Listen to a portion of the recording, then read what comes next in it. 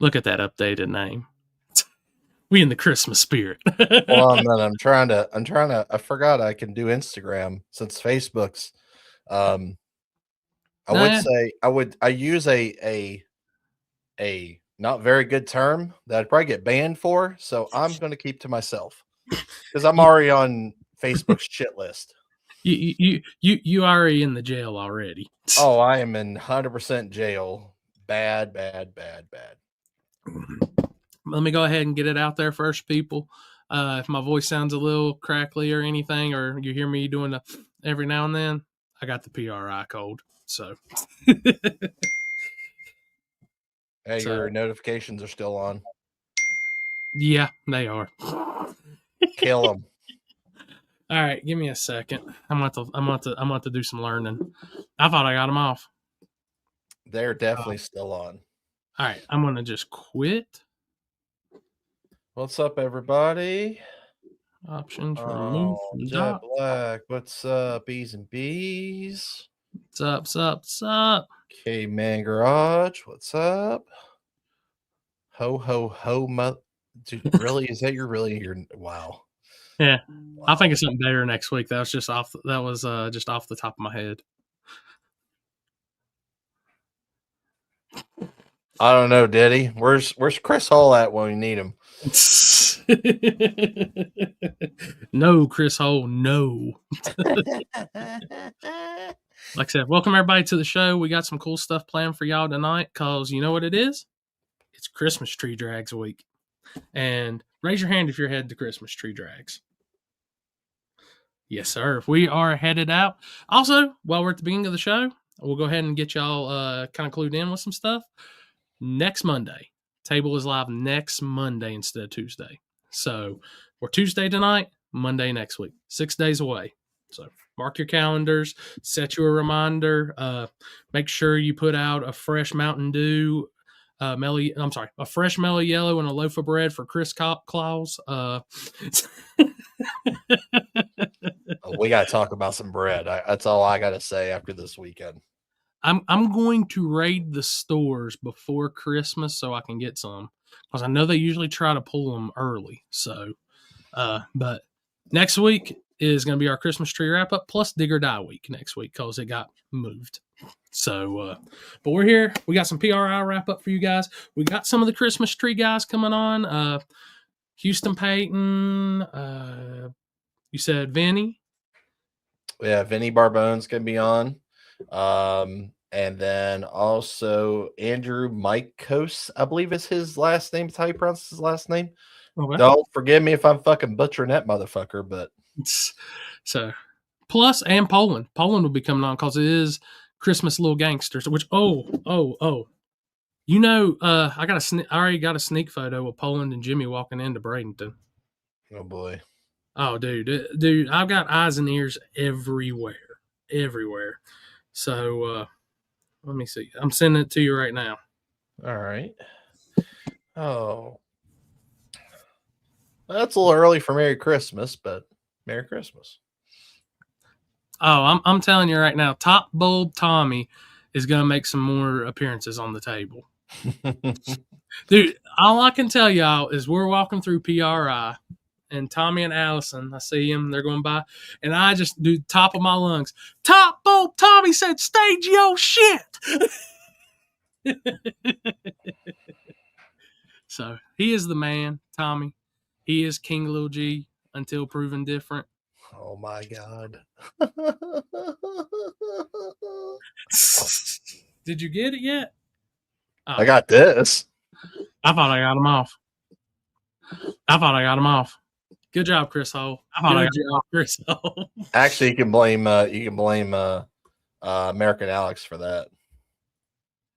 Just wait till he logs in. But I got you got one in the box too. The spy. Yeah, I'm getting there. Them shaky mofos, man. I'm telling you. Oh my God. Jesus. This is not the most fucked up photo I've ever seen in my life. This is Sorry. I'm about to apologize for this.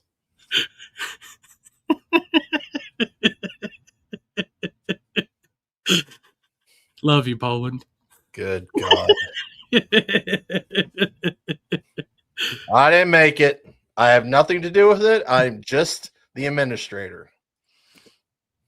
All right. So all I'm going to say, Tyler, is I've ran that shit through 4 different translators and I still can't make that shit out. Dude, don't let a drunk Seth type on his phone.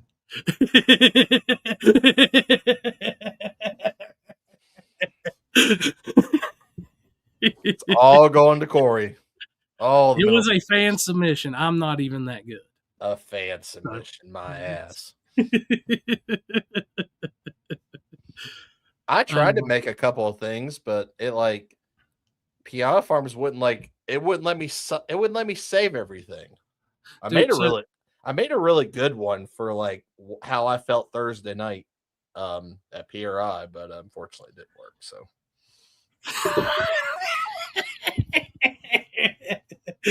that's all right, Poland. You know, Poland knows I've been tearing up the laptop and the designs all day, so I can't really hide that one. I'm gonna tell you, Nick, it might have been mellow for some people, but holy shit for me.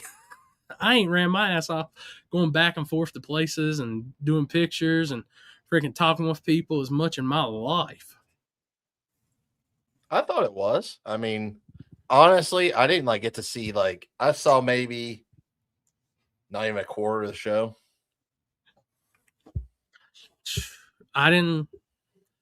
So I tried calling Chris, everybody, so I could meet up with him. And I said, I'll be there. I was pulling it up on the PRI app so I could get where I was at and where he was at. Did I ever get to see you, Chris? I didn't see this motherfucker one time. He calls me and says, he goes, "Hey, where you at?" I said, "I'm at the Iski booth. I'll be here for an hour."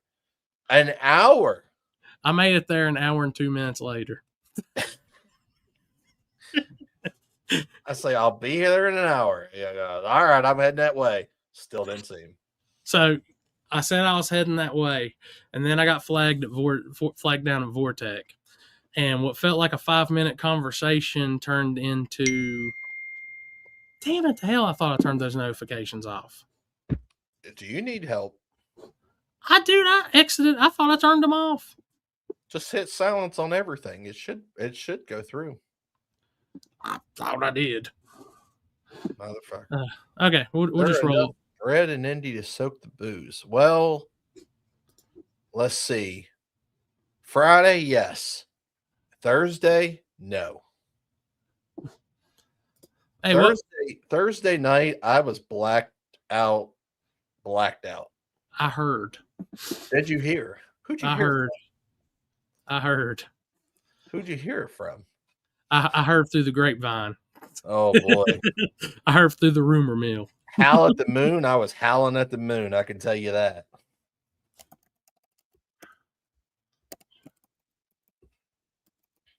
It was a good time. I mean, let's see. It was all of us. Jeremy was there. Poland, Jimmy Dale. Jeremy Blankenship. Oh, dude, did you think it was kind of odd seeing him without sandals on? Yes. Because I never got to see him. I just got snaps, but I never. So I'm not saying he might be the person that told me about Chris Lane partaking in the blackoutness, but oh, it was bad. Apparently, apparently there was 2 girls behind me, and somehow, some way, I bumped into one and spilled drink all over the other girl, which I don't think ever happened because I was still very coherent when this happened, and I don't remember that. And then I got blamed for it. She was really hot too, by the way. Who blamed you? Her friend. Her friend definitely did. I had 4 fireball shots, yes, and I had 7 or 8 beers, I think, is what I looked at my tab after that night. Megan Mitchell was there. Ryan was there. All the low dollar crew was there. I watched Ryan lose $100 in 10 seconds. So it's either quarters or cards or dice. It was cards. Mm. Yeah, Billy cards is walked. the new big thing. They were up there playing cards on the table. Billy walks up. He goes, "Hey, give me some change." So he gives him some change and starts playing. And then within 5 minutes, that motherfucker put $20 on and was up $500. Then Ryan walks over with $100 bill and he goes, "Hey, I want to do a one pickup card with you only, not with the table with Billy." And Billy's like, "All right." So Ryan goes, "You pick first," and Billy goes, "No, you pick first." Ryan picks up a 2. Billy picks up a 3. Wins $100. You can't make this up. Houston, Yes, sir. don't give Cashton any cards. No. No. Actually, yes, do it. He might bring us back some money. He's obsessed with dice already, so we can't be doing all that. Yes, dude. needless to say, Billy won some money Thursday night. So that was cool. Oh, my Jesus. I don't remember going back to the Airbnb. I don't remember even ordering a Uber to the bar. So you're saying this was worse than War in the Woods? Oh, 100% worse than War in the Woods. We got back to the house. Apparently I was hooting and hollering. Tommy went out and was doing snow angels in the front yard because there's a video on my phone. That's the only reason I know that happened. I want to start putting it in your phone to start drunk dialing Houston Peyton. It was bad. We had a good time though. It was a good time. All right, since you're in here and you were up there, so Houston, what was your favorite part of PRI? Oh, there's so much there. It's hard to take everything in. I mean, obviously we had a great dinner with Kaiser, so I would say that was probably the highlight of that trip. I mean, there's tons of beautiful cars. Is pretty cool to see. The things that change. If y'all hear a dog, I apologize. This dog's annoying the fire out of me right now. Oakley? Yeah, Oakley's giving me what for, but Hey, there's so much. Yard House. Yeah, it was good. Anytime I can cut a fillet with a fork. Yeah, you could have. Yeah, it was good. It was good for sure. Probably one of the worst headaches I've ever had in my life, but other than that, it was pretty good. I don't know if PRI. It was just a little. It was a little different this year. You could definitely tell. I mean, this is just from a business standpoint. You could definitely tell that some of the vendors definitely scaled back. I don't know if Chris just from last year. I know like 2 or 3 specific companies. I could tell that booths were smaller, a lot less stuff going on. I mean, you can tell that the economy is definitely shifting in a little way when it comes to some of those bigger companies. It was, not to be a geek or anything, but it's pretty weird to see, a change. Which I know there's so much that goes on in those shows. My goodness, dude! Like, I know that they have to use that big of a convention center and all this, but dealing with the employees of the convention center and all the junk that goes on with the convention center, I'm glad that I don't have to be one of those people because my goodness, those people hate their lives and hate their jobs and hate everybody that walks into that place, it seems.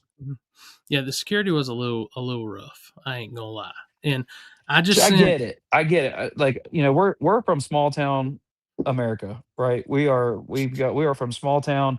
We don't deal like that is as big and as many people, you've got probably 20, 30,000 people walking through there. All it takes is some idiot, deciding that that's where they want to make their headline. So I get it. They have to be a certain way because they don't know us. And I get it. I do. I can see the flip side of the coin there. Um, we all see that the majority of us, the racing community aren't really there to just be idiots or whatever the case may be. It's not like a concert or anything like that, but whatever. That was probably my least favorite was dealing with those people. Yeah, dude. So Chris, they messed up my badge. I was approved for media and press, but when they sent it to me, it was just attendee. I didn't pay attention. My fault. I go to do our normal stuff, and dude, I had a security lady ready to shine the shit out of me with her flashlight. Oh boy. So the picture I just sent you though, like summed up Friday night. Well, Friday night for us, because I call Houston and I tell him a certain place to meet us for lunch, and all I heard was Cashton saying he wanted to see the baddies. Oh, I can attest. There was no baddies in that place because I was there. Friday. Yeah, Friday. We went there. You had to have just missed us then again? Because I what was time there- we leave Houston? We walked out there like just right after 7. Dude, I walked around the place 3 times before I found the Iski booth. We kept talking about the Iski booth, and I could not for the wingman right life of there. me. And it was right in the center. Yeah, it wasn't hard to find. Hey, if you Yeah. downloaded the app, it would tell you exactly where it's at, and even I know. I didn't want to use all that. I Right. was, Hey, I did find where freestyling it. Iski was at on the app. I just for some odd reason was late. Yeah, that Hooters was definitely a 0 out of 10 on talent. My food was good. The talent so. What sucked in Houston what did it take us 45 minutes, an We hour were to get our there for ticket? 4 hours. We got there at 3:30 and left at 7:30.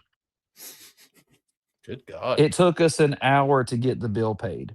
Well, you had us. I mean, we were having a good time. We were talking, and it was good. But man, like you would think that with things, that's her table. You would think that she would try and not usher us out, but which when you got Bryson and them saying, "Just keep it coming," I Just mean, keep it'd be it coming. hard to shut that deal down too. So I get it, I guess. But man, then when it came down to bill time, Lord, it got to be. I don't know. I think they were using one of those. Is it called She, abacus? Is that or what they call it? The little slidey dots thing. I think that's how they were doing that in the back. Oh, chill. they got way better of a tip than they probably needed from me in Houston, just because we weren't waiting no longer for her to bring change back. Yeah, I think that was by design. That was by design. Man, that's crazy. We didn't have any of those issues. We even had somebody come late, and after we had got done eating and we stayed there and he ate, and like we still got out of there at like a reasonable time. Yeah. I know like Shelby didn't get her food till like for a while. Even after all of us, they like messed her up, but that was it. But it was a good time. Honestly, I think it was more of us cutting up and talking and having a good time, and she was just reading it. I mean, I just it wasn't a huge deal. She could have got our checks a little sooner, but I think she didn't know whether some of us were done or not. So not really on her. he got a good picture of Ryan having a good time. Which one? I'm talking about this. I don't know if I showed you this one. Don't let the cameraman go. Oh yeah. he was in rare mode. Yeah, he was ready to go too. All right, you ready to see my food that I had this weekend? I didn't take food pictures because I knew Wesley would kill me. So I had to, dude. It was. I'm telling you right now. I have never in my entire life have ever had the best bread ever. This man could have Roadhouse. the best in the This mignon. trumps Roadhouse. This trumps every piece of fucking wheat bread, flour bread, whatever in my entire life. I want to hear this because I love bread. That's I saw the picture. Right? I saw that picture. So they're little rolls. They come in that little pan, and they're injected with butter. Is that St. Elmo's? No, that is Del Frisco's. Del Frisco's. All right. It is great. And then my steak was just like what you just said, where you could just really peel it with a fork. Fire. So 2026 PRI, we've already made a decision. We are staying closer, so if we are within walking distance of everything. And I will for sure always have my hoodie on me, because even though from the convention center to Yard House isn't really that far of a walk, it's pretty cold when you don't have a hoodie. Yeah. Yeah. Yeah. Next time, just do coat check, but like, yeah, for sure. For sure. We've Our little trick to get in doesn't work as good when they crack down on security. So it didn't work near as good this time. dude, But Paula Blart came down the Paula Blart. came down so quickly to fuss at us. And what was funny was she had her chip on her shoulder. The other guys looked at us and didn't give two shits. Like, yeah, go ahead. Yeah. Most of the time it's best just to keep on walking. But I didn't want to get kicked out. No So, speak of English next time. No speak of English. yeah. Yeah. So Or just get somebody to give us an exhibitor badge and we'll be good. So you and Seth both have the same idea when it came to booths. So it's happening one way or another. So Yeah, I mean they legitimately would have a good reason to have. I mean, Kentucky Dragway had a booth there. Yeah. So it wouldn't be terrible for them to have a booth with as much stuff as they got going on with that race and with the different races that they're putting on and making announcements there. Yeah, which I don't know the cost on it and all that. I'm sure it's exorbitant, but it would definitely be worth it for them for sure. I mean, I think in 2 days, because I realized about how much our car count's going to be at the first race. I mean, shit, we just dropped probably. You're looking at a possibility of $40,000 plus in payouts for little gangsters at 2 events. Yeah. So, dude, we've got shit we can push. Well, that's why Tommy said he wasn't going to change nothing on his car. No point when you're killing it like that. And when you have that much payout, like that's paying more than Small Tire's been paying for the majority. So it's pretty awesome. So Chris asked me this, and I said, I think I know how he's doing it, but I'm not. But how are the lights powered on your vehicle for the weekend? I bought a oh God, what's it called? The Top Off by Milwaukee, I think is what the name of it specifically is. It's made to power like a laptop, or you can power all kinds of little things on there. But that's how. I don't know how it's going to do on battery life. But it's also cold, so we'll see. But it's just a little M18 plugs into it, and it's got like a little fan in it and everything. I guess a thing that transfers everything to 110 volts and runs it. It's also good for charging. Like we'd be able to charge or not phones, but camera batteries and stuff like that with it. It's still got your normal house plug on it, right? Yeah, it's 110. Okay, I will bring a Jackery box with me too, just in case. Yeah, a Jackery would work for sure. Okay, I'll put one of the big ones in the pack for the weekend. Yeah, I saw. I love John. Dude, it looks good. John Phillips, Turbo John. Did you see his? So all he bought was an inverter wired into one of the things that you can buy from Amazon that you plug in an M18 battery, and then you just plug the M18 in, and then it's an inverter from like Harbor Freight, and did it that way. Mine's probably a little bit more expensive than his. I'm sure you can get an inverter pretty cheap like that. So, but mine is a little bit more compact than having like the bigger inverter. But yeah, it's so perfect. Like it's such a square. All I had to do is follow the body line, and like it's just like it was so easy, so easy just to tape them on. So I'm just gonna put you on the spot here. Imagine you're a Harbor Freight employee and you see Turbo John in there, and he comes up with this inverter. It's $50. You tell him the total is $52.35, and John looks at you. Can we split that? Oh, 100%. Yeah. I'll tell you, and the reason that I started watching John was, I was watching John Doc, and he shouted out Turbo John, started watching John, and the way that he did things was, I was like, dude, this is a blue collar, get it done, doesn't matter what it takes type of guy. And dude, I was like, I'm hooked. And like his little problem solving things that he does, like it's so awesome to watch.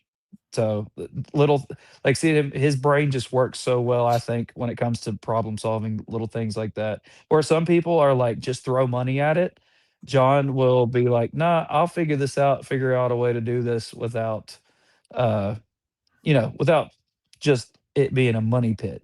He is like the perfect guy for that. So I actually just sent him an invite in case he wanted. He's in the comments in case he wants to come on and talk a little bit. yeah, dude, he's also going to the Christmas tree race. He's always got some way of getting something done. I love it, and he's like I've told him before. Is one of the reasons that like I have done so much on my cars. I watched what he did, and I was like, he did it, showed it how it was done. I could do the same thing. I could do this, and on a lot of stuff for sure. Yeah. You see that bling on the front of the car now, Chris? I do. What? He got them 100 yeah. spokes on the front. I like those. Yeah, Them they look turned like out so pumped. I'm They so look like pumped the about same that. wheels that were on the Mustang. Yeah. Is those the same wheels? Are you talking about the ones that went on the giveaway Mustang, the gold Yeah. ones? Yep. Hey, Yep, Paul, those are the same, but 4 lug up? instead of 5 lug. look at this. We got Christmas lights and 100 spokes on the Zephyr for this weekend. He balling in that damn 4-door Mustang he got over there. Oh, we got one more kind joining the chat with us because he's in the, like I said, in the Christmas tree. Let's split the chat for him, guys. Turbo John. All right, Houston. Wow. Houston, I'm gonna send you that check for giving me that pump up. I appreciate that. Hey, No, Paul. yeah, we have a good time, man. We have a good time drag racing. It's fun. And Corey, you're right. I'm always trying to try to figure out how to make something happen. That's Paul. I think the reason, just real quick on the splitting thing, like I was just talking about, John has been on the bottom side of that. Oh, yeah. He was coming in, swinging out of his league type of thing. And so like he does that for more than just himself on the split. And that's greatly appreciated by more than you know. So, Oh yeah. I mean, for me, I'm always a budget racer, and it's always for me. The more people that go home with more money, the more people that will go racing the next time. Yep, my personal sure. opinion. But look, Yeah, so everybody wants to be pissed off for trying to grow the sport. My bad. Hey, Paul. Hey, maybe they should have been in the WhatsApp and not been entitled pricks. Everybody else was there. Just saying. I don't understand. Is he talking to me? No, he's There was talking. the whole split situation got brung up because we broke the 20 down and little gangsters at. Yeah, I was confused. Oh, I did see that. No, I've been talking shit about John splitting since like he was in the True Street 275. Hey, always split. Yes, Poland, you got it. Poland, you got it right. Hey, Jimmy Dell always says a bird in the hand is better than two in the bush. I am telling you, everybody. Winning $500 makes a difference. If you, pay back 4 cars, 8 cars. That's gas money. That's fuel money. Not everybody's big baller budget. So the more people that go home with money when it gets down to like 8 cars, even if it's like $200 or the entry fee, in my opinion, that's a good thing for the sport. I think that is great for the sport. The more people at your next race. Yeah, exactly. So, and that's the whole deal with like little gangsters. When we have 50, 60 cars, something like that, and you've got 10 or 15K, it's a $200 buy-in. So if you break it down at 8, 10 cars, everybody makes a little bit of money. Those guys are going to come back every single time. For sure. And Corey, I've been racing with Corey a long time. He's been in there, and a lot of times, honestly, used to, not now, but I would have the fastest car, and we get down to 4 cars or 8 cars, and I'm talking about splitting it up because it's drag racing. You don't ever know what's going to happen, and there ain't nothing better for me to crack somebody in the head after they just said no split, and then them boys go home with nothing, and I go home with all of it. Now, I might get a little worked up more normally than what I usually do, but yeah, it's crazy. But look. Christmas tree. What y'all think? On the top or on the back? Chris, hit that on that fool because I suck at this. No, I like it. So I think I have decided. It's laying up there, and I haven't put the paint protection film on that yet. but don't tell Randy. If y'all see Randy, don't tell him. Will you do one favor for me? Okay. If you can do it. Can you wrap some Christmas tree lights around the wing at least? I'm thinking about doing something like Nick done last year with a Grinch kind of flying off the back. Yeah. I don't know yet though. Christmas tree around the wing, I could make it. This thing's super light, dude. I paid $10 for this thing from Tractor Supply. I'm about to say Harbor $10. trees. I'm moving to North Carolina. Damn it! It was $10. I went to Lowe's and it was like $70, and then I did my little Google search. And they were like $25, and I got to the checkout. I said, I need one of those $25 tree. She was like, honey, it's $10 a day. I was like, yes. I was like, that's awesome. But that's what I think that's where it's going to ride. Look, this is my thought process. I'm going to wrap it real tight with some trees. It's going to be like a little stick back there with some lights. I mean, I like it on top too, man. It's 'tis the season, man. I mean, I think, man, I don't know. I want to go down there and do good. Last time I went down there, I was down there for the looks. We did it 2021, and we had fun. We had a good time, but man, I kind of sucked it up. So I'm trying to go down there and actually go fast this time. Oh, hey, and right now, John, I'm gonna put in a good word for you because Poland, this man has beat my inbox up. He said, "What do I gotta do to be a little gangster?" Does that fit, Poland? That it definitely does fit. It definitely does fit. So, hey, where does this man need to be at on March 27th and 28th? At Carolina Gold. Hey, hey, can I double enter in the 530 and the 26s? There's no 26s at Carolina Gold. Oh, Carolina Gold. Oh, yeah. I mean, yeah, there's right. 26s, but you don't fit them rules. That's limited street rules. Oh, okay. So I'm seriously thinking about doing that. Can I? Because the Carolina Gold is radial, right? That's radial prep. Yeah, that's radial light. Yeah. So you got Carolina Gold, which is it. It's all kind of been announced, but it's going to be a qualifier race with John Sears. The top 8 cars from that race will get an automatic invite to King of the South. The double entry for King of the South on the 26 is the Little Gangsters. It's Corey's call. That's not my call. But if he says no, then no. No, I want. If you Come on, like, man.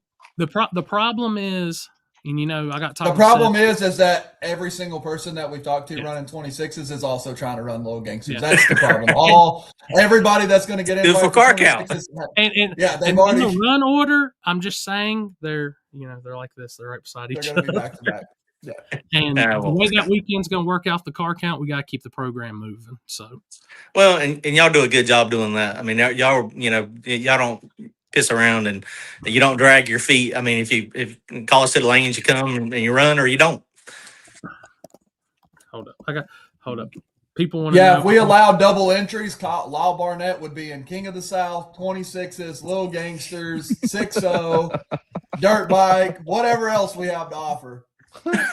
True story. And you probably got to kick him out. You can't let Lyle Barnett in. Yeah. I'm going to show you. Because inquiring minds want to know. Well, shit, I hit the wrong. I'm going to pull up on Chris's since it came up there first. I can't see that. What does that say? $30,000 He said divided by the field. Yeah, we're just going to go ahead and divide it right now with 64 cars. 30,000 Hey, bro, divided by 64. Dude, we have been at races where there's been 16 cars and everybody's got paid. I mean, I'm just saying. You go through one round, let's go. Get your money back. Hey, so I'm going to tell y'all a story. Last year at World Series of Pro Mod, the payout was $27,000, right? Was what it was to win, was the total pot. Jimmy Dale, as we're going into first round, Jimmy Dale's wife calls him and she's like almost in tears. We got a leak under the house. There's a pool, a lake under our house, yada, yada. And all he's ringing in his head is, holy shit, this is going to cost me a lot of money. This is going to cost me a lot of money. So we start racing. This man split with everybody from first round all the way to the finals. Hey, if I win or you win, Yes. I get my buy-in back or this or the third. Yep. We rolled out a Bradenton last year. It's supposed to be $27,000 pot with $8K. Because this man split all the way down. I have done that. I have done the same thing. I get down to cars and I'm like, hey man, whoever, if you win, just get me my pay-in, my buy-in back. If I win, I'll get you yours back. Yeah. And that it works. And I mean, I'm telling you, it works. And it's guaranteed money. there's people saying in the comments that you should let people know beforehand in the drivers meeting what the split is going to be. But I always let the drivers determine when you get to a certain point in a race. If you got 64, if you get down to 8 or 4, and those guys decide, that's what they decide.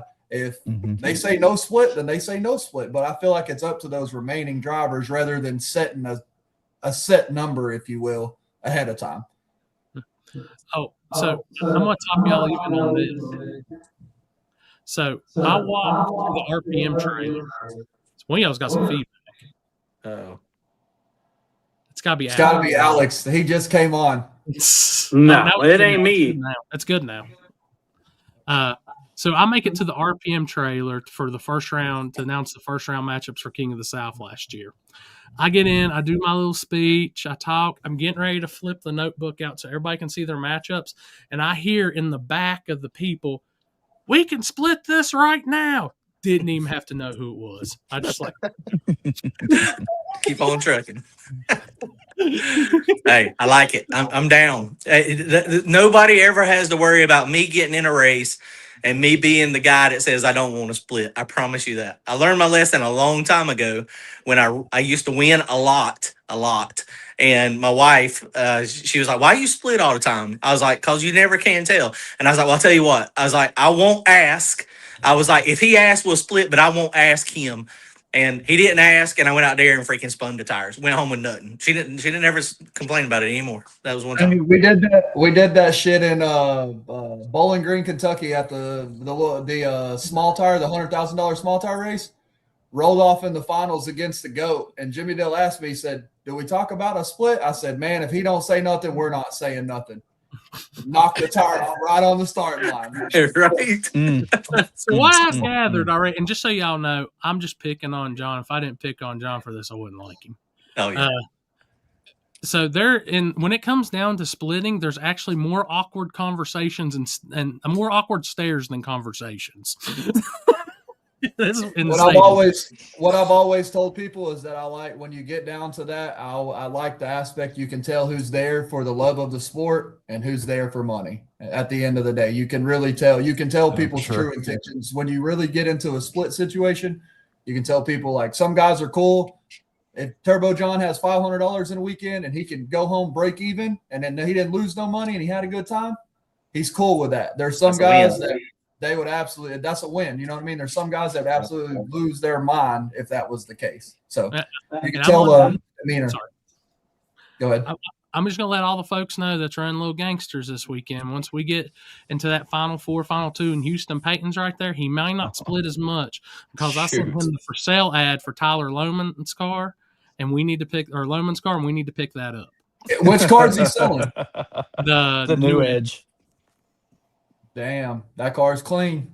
Been around for a long time. I always feel like the kid from We Are the Millers. It's like, y'all are getting paid? That's me at every race. y'all win money at this thing? That's awesome. Yeah, hey, hold on. Y'all are getting paid? So I'm going to add one more to the conversation here since he just popped on too. So okay, sweet. I don't know if his camera's there or not, but I seen it, and I didn't know if he was up or not. Can you hear us, Andrew? No. Nope, never mind. Just kidding. All right. Well, I'll go to the next question. So we got two differences going on for this weekend. So Houston is Little Gangsters for Christmas Tree Drags going through the 8th mile. John, you're in the main show, right? Well, I'm in the baby show apparently because they added the super fast class. So they have. I didn't mean to cut you off, but no, you're good. I understand, John. They have an 8-car field, which is like your cream of the crop. Taught your fast dudes that should all be competitive together, and then you have your Turbo John faster class, and then you have the Little Gangster class. We're happy to be here, guys. Yeah, we're happy to. We're just happy to be here. No, I'm stoked, man. Like I said, we went a few years ago, and it was fun. We had a good time, and we're going to go quarter mile. Is tough though, man. We normally run 8 mile. You're quarter mile.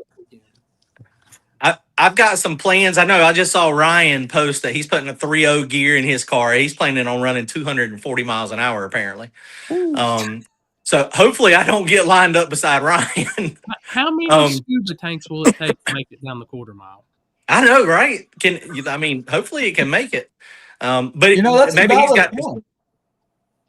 maybe he's got the same strategy as me.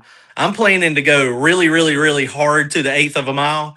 And then when I get to the 1/8, I'm going to start easing the boost off a little bit and taking some timing out and putting some fuel in it so I don't burn this son of a gun up. We got dig or die happening weekend after next weekend. Yep. So I can't blow it up into quarter mile. So that's going to be imperative to make it live. My goal is to go 660, 670s at like 205. That's what my plan is. Ooh. Ooh. See if it can happen. What I meant to ask you earlier, Chris, when we're talking. I know you're going down Billy and Tommy. I know Tommy's got the Falcon. What is Billy taking? He's racing the Camaro. That's what's already down there. That's what's been down there. Excellent name, by the way. Apollo. That's an awesome name. Yeah. Mm-hmm. Yeah, the Camaro and the Falcon have both been down there since Snowbirds. So they'll both be on there. Okay, hell yeah, dude. So he's in the eight gangster class. Mm-hmm. Yeah. Now I was So the gangster. Which one is Ryan in? Is Ryan Mitchell in the 8 car or the other class? I think he's in your class. He's in my class. Yes, I hope I don't. I'll probably draw him first round then. Hold please. I can tell y'all. I got to get on the phone. Hold on. All right. Is the big class still quarter mile too? Yes. Mm-hmm. Billy's about to see some serious shit at 88 miles per hour. I hope that's well, that's what I'm wondering, if we're going to have to be playing switch a gear out when we get down there tomorrow. Hold up. Oh, snap. It's the keg holder, Timmy. He's back. My man, Timmy. What's up, buddy? Here, I'm gonna try to add Andrew back in here. He says his stuff's not the mic and cam access isn't working on his end, so oh shit. We'll see if it works here. Ryan's in your class. Ryan's in your class, Turbo John. Okay, I got you. I appreciate it. Him, KSR, Todd Casper and them up from up north. They got a screw blown Camaro deal. Oh my god. Can they make it through the quarter mile? I mean, you got to have your shit right for a screw blown Hemi to make it quarter mile. Hey, that's a long trip. I've seen them. I mean, it's quick to the 8th mile, but never seen it make a quarter mile pass. He might have my same game plan: run hard to the 8th and then ease off a little bit. All I'm gonna say, that's what we've always. Go ahead. Go ahead. No, you go ahead.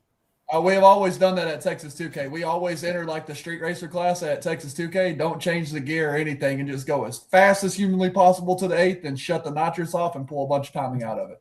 Yeah, this is what I'm going to do. Let's see how it works. When is everybody going down there? We're leaving first thing Thursday morning. We're going to try to hit that test and tune down there Thursday night. I'm sitting in a hotel in Orlando right now, so I'm about as close as you can possibly get. That's awesome. Yeah. We're up north of Gainesville. We're going to head down Saturday morning first thing. Awesome. My bad, Andrew. We're wasn't flashing or nothing. I didn't even know you were talking. Welcome to the chat, buddy. How's it going, buddy? I don't know what's going on with the camera, but I'll sit here and talk with y'all. All right, cool. In Houston, we're leaving Thursday afternoon? Yeah, we're going to go Thursday after work, leave and go, I guess, drive some of the way down. At least a little bit, get at least to a Buc-ee's somewhere. How far is it for y'all? 12 hours.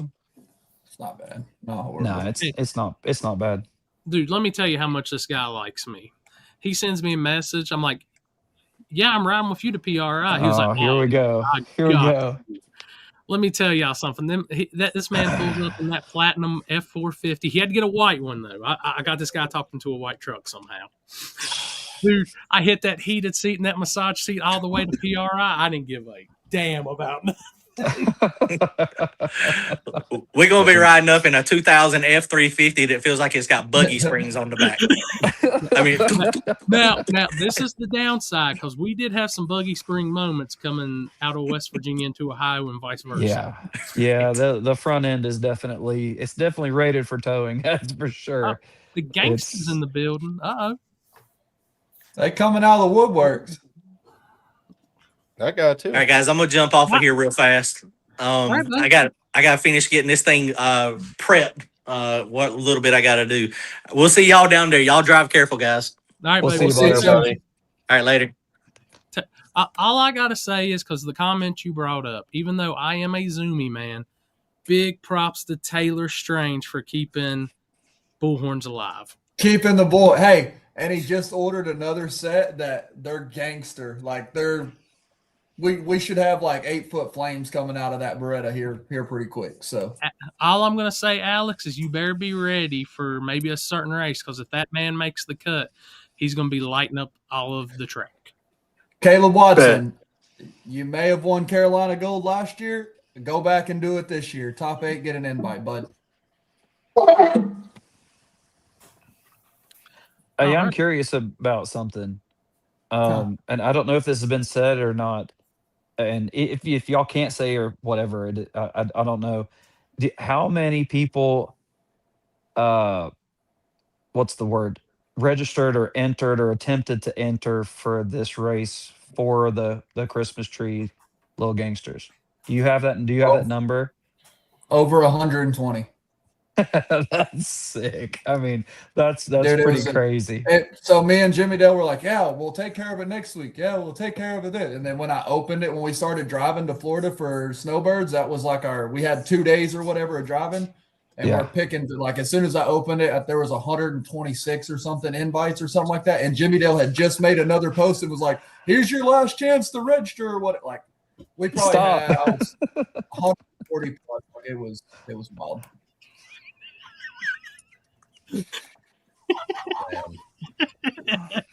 42 people. 42 will get you a long way, people. Yeah. That's pretty crazy. That's a lot of people to enter, or just Snowbird. I have 180 something people on like Little Gangsters. I'm essentially building the Little Gangsters book. And Snowbirds was wild. We had 180 people plus reach out to try to get in on that. Like, I'm in the works of probably doing 128 car, 50,000 to win Little Gangsters race some point this year. That's crazy. I ain't gonna lie to you. I had a common friend in a common group chat with us mention something about that on a phone call with me, and he was like, "I would love to do something like that with them." I'm trying to do it, but I want to do it at Charlotte and do it 4 wide. Oh my God! But having everybody stage is the issue right now. Is everybody that I've talked to said if you've never staged on a 4 wide, it's extremely difficult, and everybody's told me the same thing. 3 turbo guys and a nitrous or a blower guy all try to stage at once. Yeah, it's makes it. There's a lot of burn. You see my dilemma here. You see where we can 4 turbo cars trying to stage with each other. But hey, if for something like that falls through, you might need to hit my man up because he's the type he might even he's making a little cheddar too. So just keep that on the back burner just in case because he's really talk about that. Yeah, so we'll bring it up in the group chat. Dude, these people keep asking about some Pro Charger. I have one for sale. I don't know where it came from. I don't know any details. But I do have one for sale. Heck yeah. So, hey, all right. So we just got popped into Vinny. I have met for the first time for sure, or at least properly introduced. We met Vinny this past week at PRI. He is also in the Christmas tree race with one of the most unique cars that's probably going to be in the Christmas tree race. For sure. Actually, it's not really a car. It's a trail vehicle down here in West Virginia. That's it. That's right. Andrew, Vinny, can y'all shoot some pictures of everything ready for the Christmas trees on your vehicles to Chris? He's our IT guy.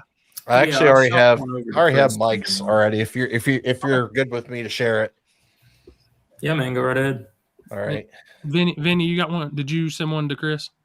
No, mine's top secret. Oh, he's keeping it secret. Ooh. He's keeping it secret. Which, hey, big props to them because I don't know if anybody's looked, but if you ain't got a ticket yet, the only way you're watching this race is one of two ways. And this is going to be a little bit of a shameless plug. You're either watching it on live feed or Spooled Media will probably be hustling to have that video out by Sunday night, Monday. So, Are they sold out? I didn't it's know sold that. out. Yeah, I got a Dude, text that's message sick. from. That is sick.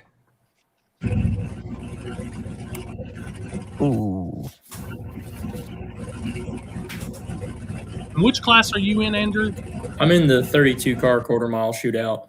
Oh, shit. Here we go. So Heck yeah. he'll be racing with Turbo John and them. Yes. Yeah, the more cars come out that they're in that shootout, the more stressed I get about it. But we'll see how it goes. I try not to be the first round duck and see how far the show goes. Hey, I've watched some of the old Christmas tree stuff. Just be on top of the light because a lot of those dudes couldn't hit a tree in the middle of a rainforest. Like, it's bad. It's I real think I can bad. make that happen. 100%. What kind of racing do you do with that car outside of that normally? So for the most part, we used to run a 72 Nova, all steel, all glass, big heavy bugger, and we had a block split and sling the car into a wall about a year and a half ago. So we kind of built this thing on a whim in about 2 months just to try and be competitive all around. We did a little bit of no prep, just some slower classes, and then since then we've switched over to pretty much just radial racing with it. We knew the car was light. We didn't know how light. And through this whole Christmas tree drags adventure, we made a bunch of changes and kind of threw it on a scale just to see. With a full 21-gallon fuel cell, because it is a street car and a street cooling system, it's right at 2,701 pounds. Oh, snap. Oh, very nice.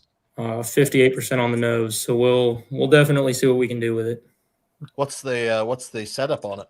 It's a 370-inch LS with a turbo 400 and a 94 106 FIS on it. Hell yeah. Big shout out Forced Inductions. I know they're supporting another awesome class this year too. So yeah, I mean, we've absolutely loved that turbo. It's been in, 3 or 4 different cars that we've had, and I mean, it's not let us down so far. hell yeah, dude. I'm a New Edge guy. I love a New Edge race car, street car, wherever we're rolling with it. That's one of my favorites, man. I was never a big Mustang guy, and a handful of years ago, we built one for a guy and kind of realized we could do all right putting LSs in New Edges, and it was just what we could get when we were trying to make an event, and we've kind of held on to it since.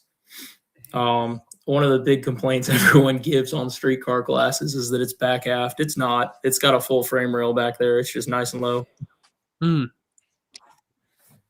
It's not what was it? Nicky Bobby, the old Mountain Dew car that had the Carolina Squat going on. It ain't that. It's all right, people. So it's funny you mentioned that car because that was actually one of the cars I kind of drew from that and Ducky Johnson's X275 car when we built this. Dude, Ducky Johnson's car, man, you're pulling my heartstrings. Poland I know is a fan of Ducky Johnson too, with them massive gorilla flames coming out of them bullhorns. Yeah, Ducky, my boy. He will be with us at the Christmas. He'll be in Little Gangsters racing with us too, and the blue. Oh, the Nova. The Nova, yeah. Yeah, that car is clean. Super clean. Hell yeah. Houston, that man is good on the tree. So we'll have me and Houston's already got a plan. We're hooking the practice tree up in the truck the whole ride down. So somebody we're getting ran off the road. That's right. Hey, half the battle is going to be cutting a light. Yeah. Vinny, I'm gonna steal a picture off your Facebook if you don't care. No, I don't care. Whatever one. So everybody that's asking, it's going to be free. It's on Freedom Plus. That's Cletus's, what do you call that? Pay-per-view stuff. Streaming service. Streaming service. You can just type in freedomplus.com, or I'm sure you can find it on the Cletus McFarland website, but that is from what I understand, the only live stream that they will allow. So, but like Corey said, he'll try to have his video out ASAP. From what I talked to Josh, they plan to be done pretty early on Saturday. So that'll give you plenty of time to edit. Now, this gangster right here. Hold on. When we were told to assemble us a Little Gangster Christmas tree race, right? I was given specific instructions to bring a unique field of little gangsters. I told y'all earlier I had 125 entries. 99 of them were Mustangs. Mustangs. Guarantee it. Benny probably has the coolest shit that we saw. It's definitely unique. But I mean, that's why we chose Houston's car. It's different. It's a 4-door Mustang, but once again, it's not a Mustang. Same platform essentially, but it's different. It's not a Fox. Yeah. So trying to build that. So I think really 50 Shades of Brown and maybe one or maybe two. There may only be 3 Fox bodies in this whole field. Everything else, there's full-size trucks and Lexuses and DTRs and all cool shit. Yeah, that car just makes you like the moment you brought that picture up, I just started smiling. That's awesome. And you know that I'm not the only one. People see that, it automatically brings a smile to your face. It's so cool, dude. I love it. So what exactly is that thing, Vinny? So it is a 1995 Geo Tracker. It is a small block Gen 1 408 that I built in high school and somehow is still living. It is E85 blow-through carb with rear-mounted twin 6467s. Dude, I like it. That's so purely. Do you have so wheelie crazy. issues with it being that short of a wheelbase? Yes. Hold on. Go on, Chris. There you go. Hey, at least it'll put on a show if nothing else. Oh yeah, I might not be in the show, but I will be definitely a big part of the show. You can't win. If you can't win, still the show. Houston, I bought this shirt just for you, buddy. Let's see here. There we go. There we go. Heck yes. Can we get a child's I love medium it. in that for Cashton? Oh, he Yeah, would be we- down. He said I for the can bad make that happen. hose. I can make that happen. Dude, I didn't tell you about this, Paul, and we started talking about it a little bit at the beginning of the show. When I told Houston that our eating spot on Friday was going to be Hooters, all we heard from that kid over the phone all over the PRI noise was, "I want to go see the Eddie's." Let's go. He is You're rotten. raising him right, buddy. You're raising him He right. is. He's rotten. He's getting more rotten and more rotten by the day, And too. I'm going to peer pressure him into doing this also. He's going to come find you at this race this weekend, Poland, and y'all are shooting at least one round of dice. Oh, I'm in. I don't think you have to talk Cashton into that. And I think he was practicing with that little foam slick over the weekend. Yeah. Yeah. So I Do had to that. tell him not to. He will run up to anybody and just be like, "You want to shoot dice?" And I'm like, "Bro, you gotta chill. You gotta chill. Hold on. You gotta chill a little bit. You gotta chill a Carolina- little bit." Carolina Cash Day's makeup race back in October, Poland. This kid walks up to me with his hand. He has 2 dice in it and a $20 bill. And I'm saying, "Oh, yeah, man, you're going to have a little bit of fun this weekend. Cool." So I'm in the tower getting the chips pulled for the next round. He runs up there. "Corey, look at this." This kid's got like a $500 roll in his hand. Hey, he got my ass came away- at King of the South last year. He was tearing everybody up, and I went and I rolled out right off in the middle of the circle and started barking and was like, "I don't care if you're 2 or 200, I'll take your money." Fucking circle real fast. Oh, God. He came away with like $240. Hey, that was my $240. His mom is never going to let him go with us after this weekend. She got one of the best pictures of him at PRI sent to her. And, dude, amazing. Rotten.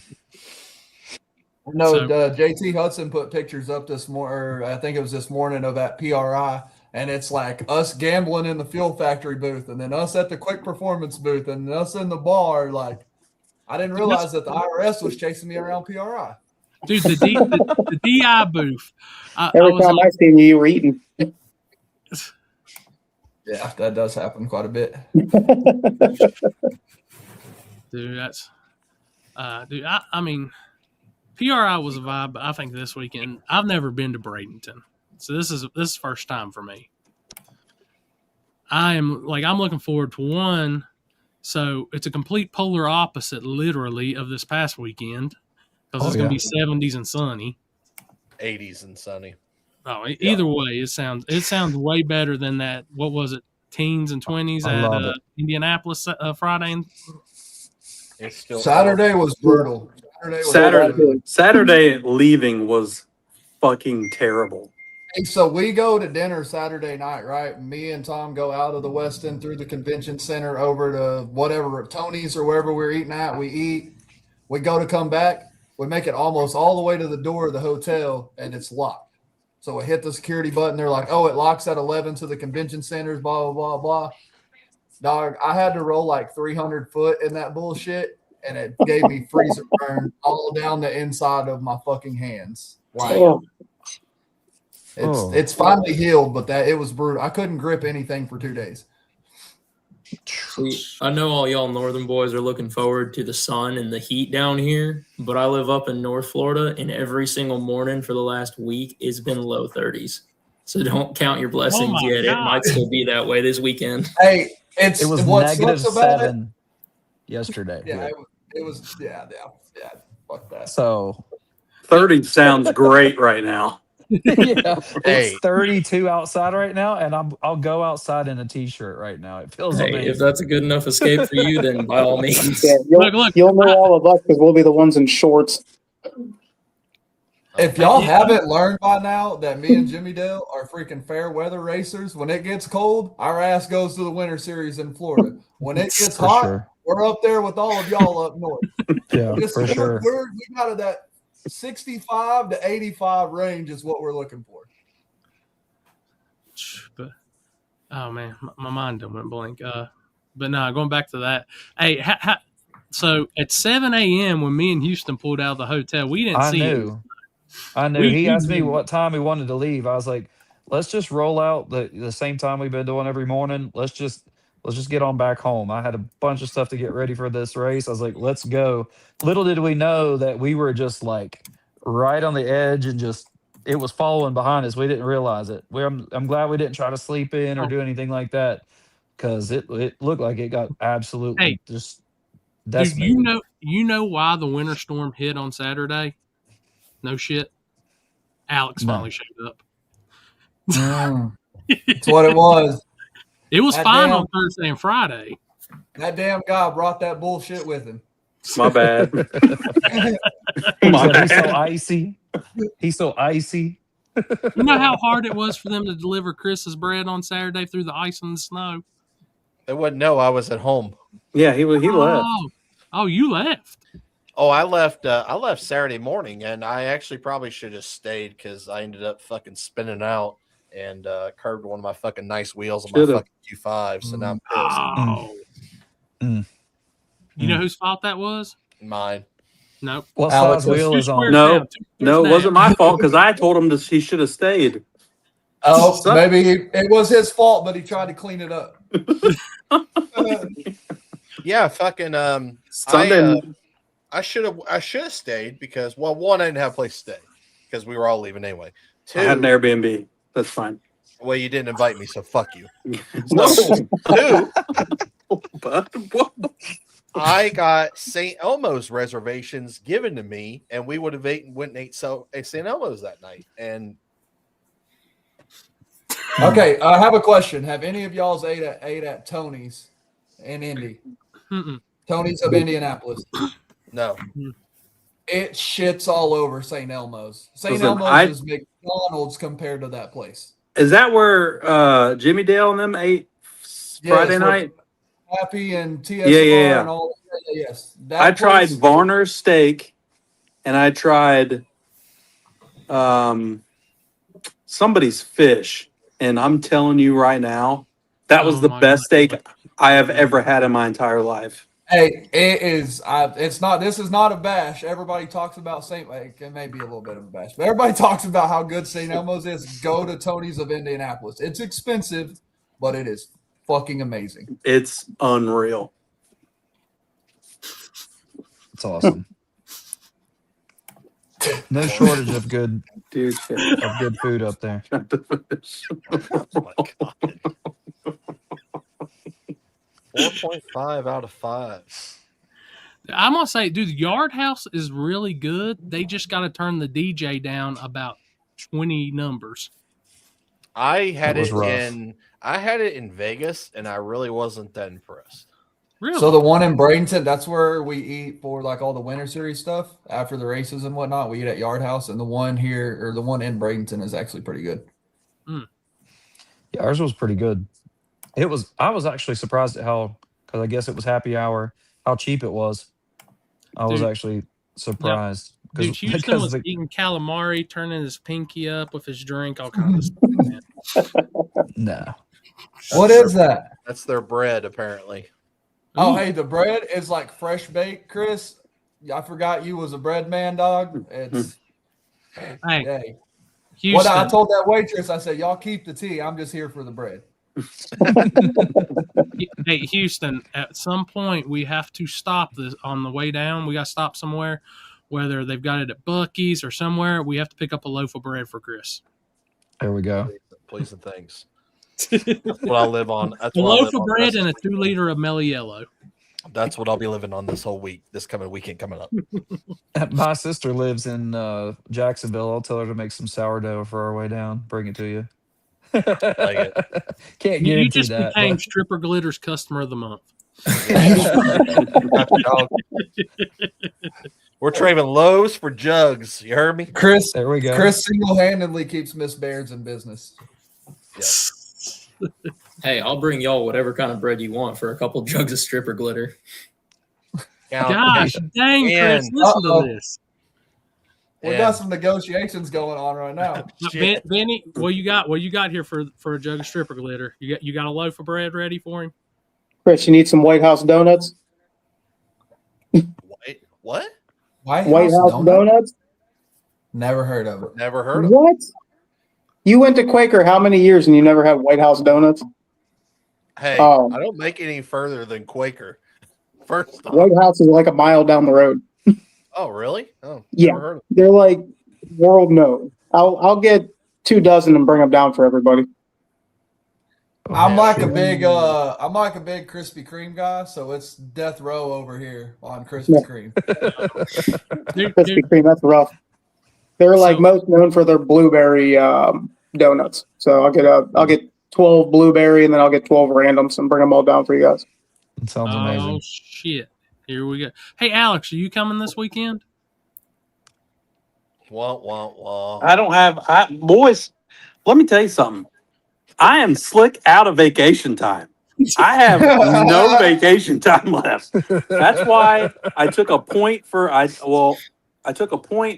Friday to go to PR. Well, to get close to PRI and then go Saturday morning. Alex, I Not- got it. So there's what? We got like right at 2 weeks left of the year, right?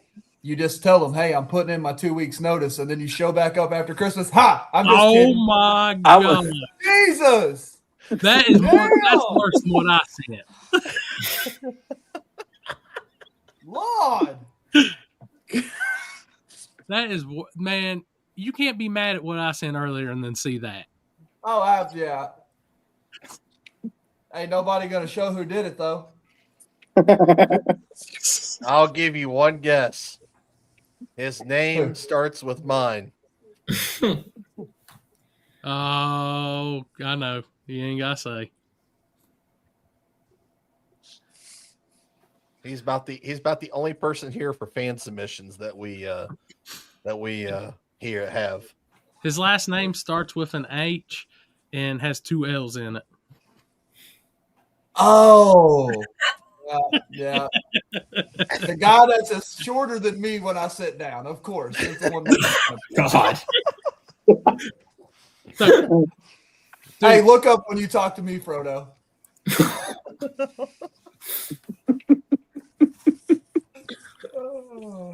Oh God. Dude, it's God. Rough Hey, crowd in here tonight. I got Do some. any of y'all come from a quarter mile racing background, or is it all mainly 8th mile no prep? 8th mile. Both. Yeah, we've all been 8th mile. I mean, I've been to the Christmas tree race before. We've done quarter before.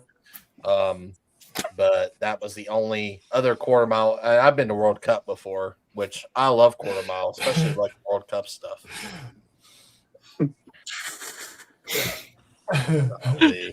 Please tell me y'all read that. Yeah. My, Absolutely. it's a tough. You're right. Tough crowd here. Tough crowd. I ain't Oh, scared of no. that midget either.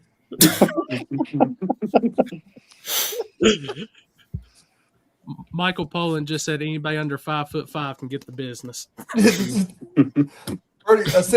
Hey. Essentially. Damn. Oh shit. So I think I've only ran the quarter maybe once or twice ever. We've only ran it at 2K and somewhere else, but that was just like I said, running as hard as you can to the 8th and then letting out.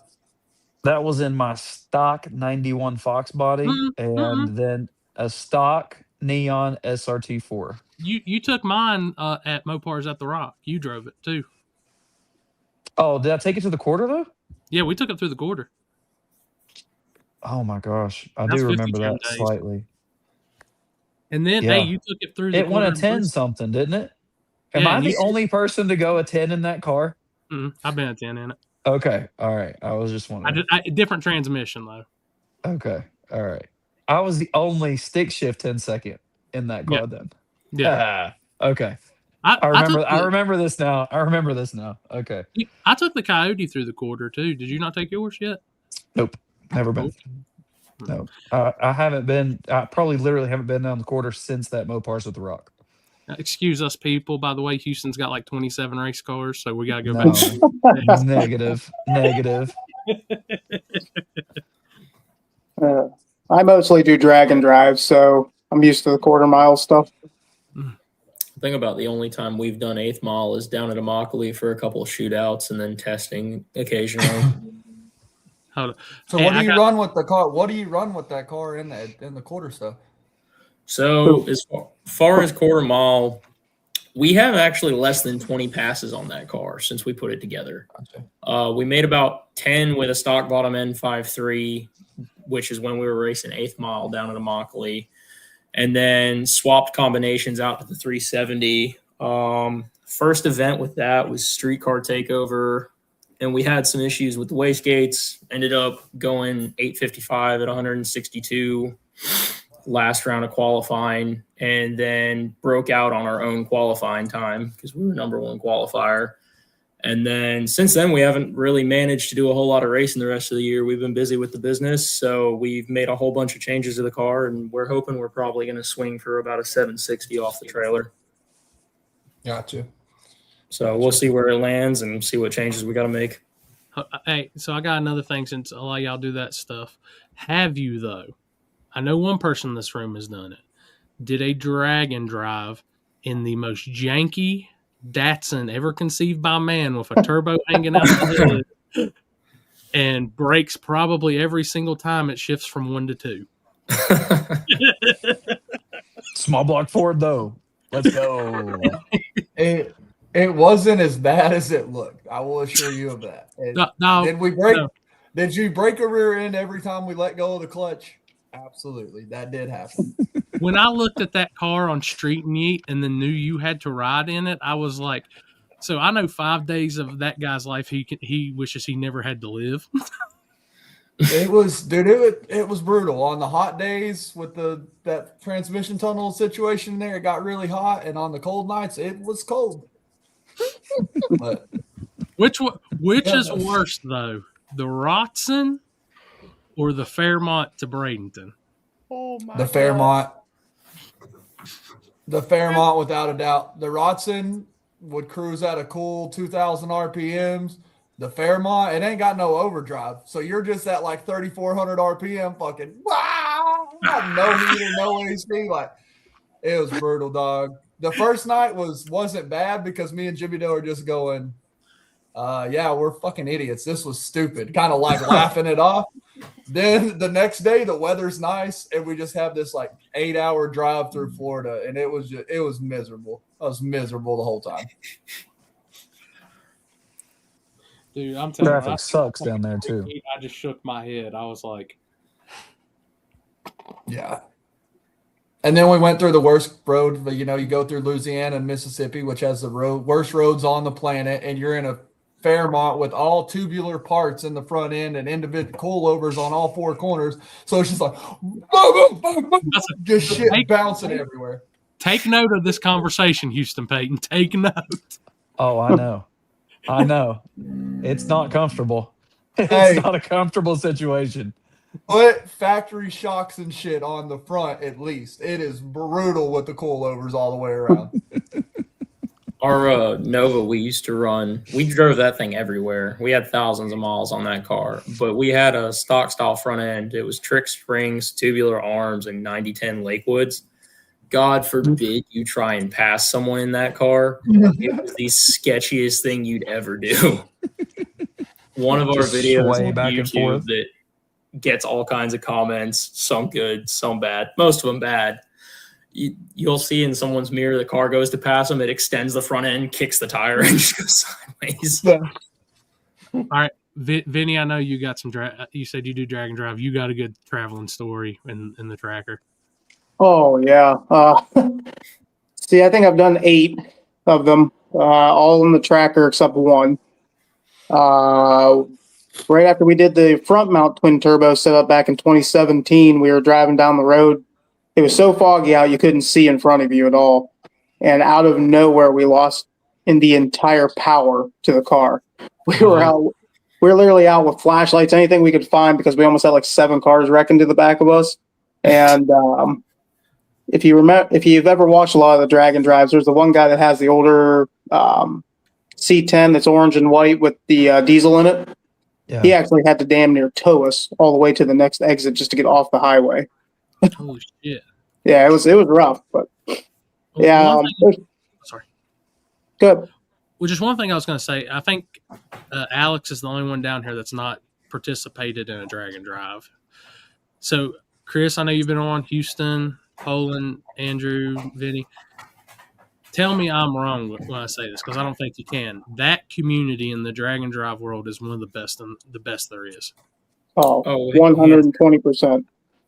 Yeah.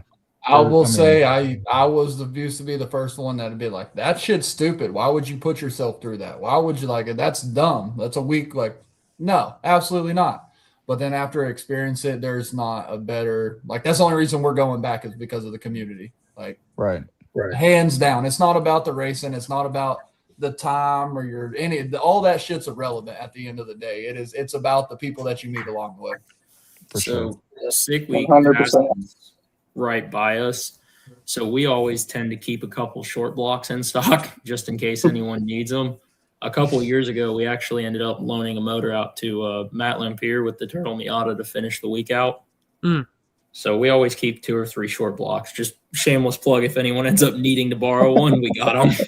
Well, hey, I will let you know if I can get Houston talked into the drag and drive world with the small block Ford. Please keep us some extra small block Ford parts. I got a shelf of them. I'm good. They've got dust all over them. Like, hey, you can take them. They're paperweights. Hey, this man will take free parts. You ain't say less. Say less. Small block Ford stuff for sure. Small block Fords are like boat anchor. Oh man, great. There's some of this in a box. Trash. Oh, I remember the first year I ever did drag and drive. That's when I met Adam Hudson with the front gap train. Yeah. They used to keep like 2 or 3 engines between all their trailers. I was just dumbfounded to watch them change engines almost every single day. I'm excited for the Rotson. Finnegan got a gangster ass motor for that car. So Oh yeah. They're putting a 9-inch in it and all kinds of stuff. So that car will be a little bit better than it is. So Is it staying small block Ford, or are they changing it? they're changing it up a little bit. Yeah, Hmm. I thought that doesn't I surprise can't me. give all the info because it's like a deal that Finnegan's working out. They'll announce all of that, but it's an all aluminum deal, like it's gangster. I think I'd seen something about them rewiring it at PRI in a booth, weren't they? Yeah, they attempted to when I went and saw Finnegan Friday afternoon or maybe Saturday morning. He had done 8 spark plug wires and a battery cable. I'd seen a clip where there was a bunch of wire hanging out over the fender, and I'm like, oh shit, that's all red. This isn't gonna go well. Yeah. That's the hardest part about riding the Roskin is you can't move your feet around because you may pull out a wire and lose power to the whole car. Hey, Mike, is it that motor that he got off of Finnegan a long time ago? What do you mean? Well, I know about them having a game plan with an aluminum motor. I don't want to say it because I don't want to ruin the surprise. But yes, that is what's going in it. Yeah. Gotcha. That would be a cool deal.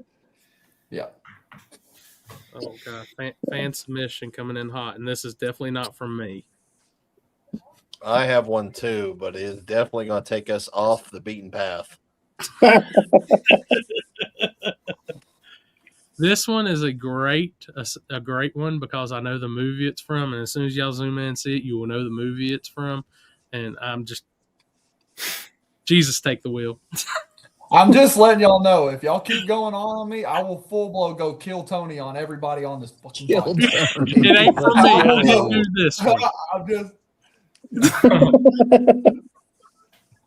What in the? What's the right one from? Dude, that's so. I know y'all have seen Scary Movie too. Come on now. Yes. The butler on the left. Yes. I got to be careful. Y'all gonna get me banned on Facebook, and I got to. Hey, I'm already there, so join the club. Yeah, Chris got banned on Facebook. What'd you do? I told somebody. I asked them what drugs they did because I was interested. Oh, I mean, that's a valid question, though. I mean, I thought, but I mean, like, shit. I can't go live till the 5th of January. I can't make calls. My monetization got suspended. Everything's done. I'm done for it. Damn. I just got a warning on mine just a minute ago because Jimmy Dale said something about he posted a picture with his old lady and his kid. And he said, I'm off this week. I'll forward all calls to Poland. And I replied back and said, yeah, you got me fucked up. They gave me so Chris had the comment pulled up. I'll let you roll the famous question because since this is Vinny and Andrew's first times, and if they've been on drag weeks and stuff like that, I know they got something.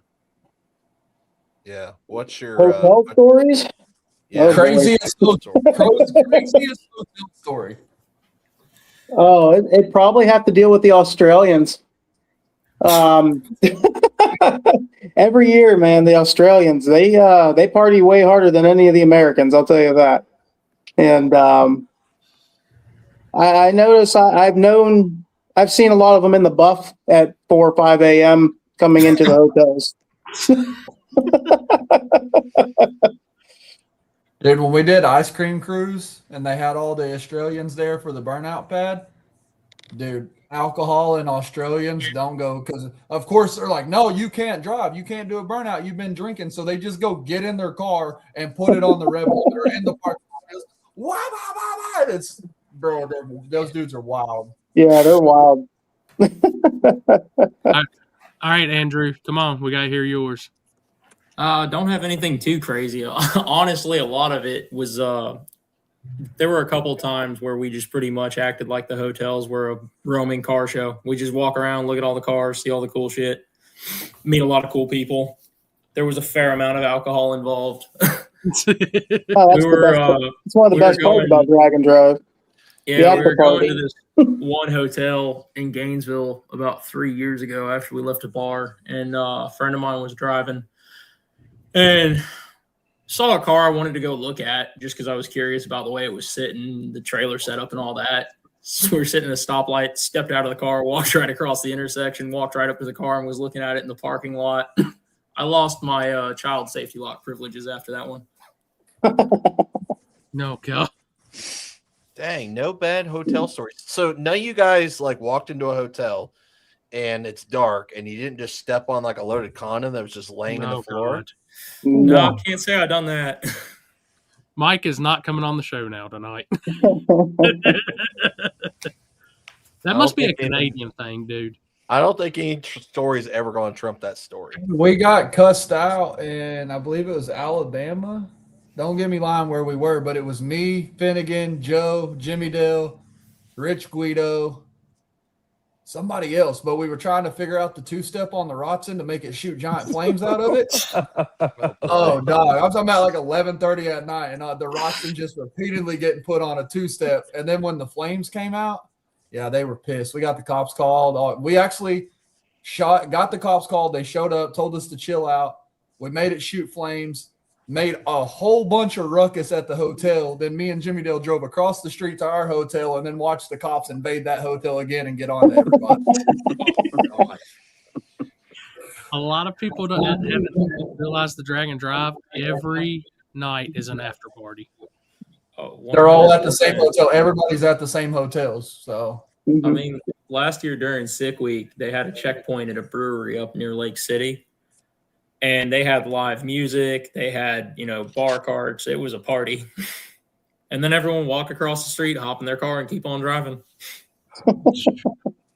Dude, it's a whole different. I forgot that one too. mayo or butter on grilled cheese? Oh, butter. Try it with mayonnaise. It'll change your life. Mayonnaise or Miracle Whip? I'm a Miracle Whip guy. Tomato. Yeah, I can't say I care for either one. I mean, I'm a fat kid. I'm gonna take mayo and butter if we got two on the grilled cheese somehow. So to answer everyone's question about my tree, since my car is only 6 foot long, my tree takes up the entire car. So I had to get real unique about it. How are y'all mounting your trees to the car? 120 wall. I had to make mine out of 120 wall pipe. I don't know if you know this, but our paint job ain't worth a shit, so it's getting some ratchet straps. And That's exactly if it'll hold how a mine wheelchair at 80 miles an hour, it'll damn sure hold a Christmas tree.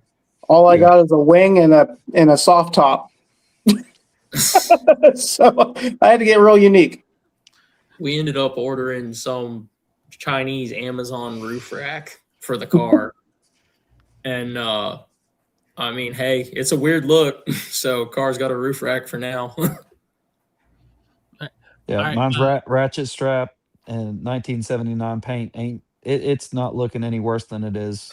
So Right. A few scratches aren't going to hurt anything. nah, not at all. I'm So real curious if some of the paint comes off when I pull the tape off from the lights. It's going to be a real unique look. Yeah. So Houston did drop how he's powering his tree. Now, how are y'all powering y'all's trees? So I've got a 300-watt inverter that I made an adapter for and tagged it into the relay board on our car, so it comes on with ignition power. That's that's we sick. essentially the same thing we did. We did the inverter to the battery post straight there, and then when the car gets power, the inverter gets power. That's Same. awesome. And also, it's probably going to stay in the car because 99% of the time we go up for a pass and our draggy's dead. If you got the inverter in there, then the draggy will just stay plugged in all the time. Yep. Yeah, I put it right to the back of our roll cage and went, man, this is kind of convenient. There's like 3 outlet plugs for 110 and a couple USB and a Type-C. Houston Peyton is about to go to Harbor Freight tomorrow. I can see it in his eyes. I'm good. Mine works. I already have a thing wired in for my draggy. If you Hey. wanted to know, the biggest inverter that Harbor Freight sells will not power a heated blanket. Don't ask me how I know. I just But it bought will the cheapest not. one they had.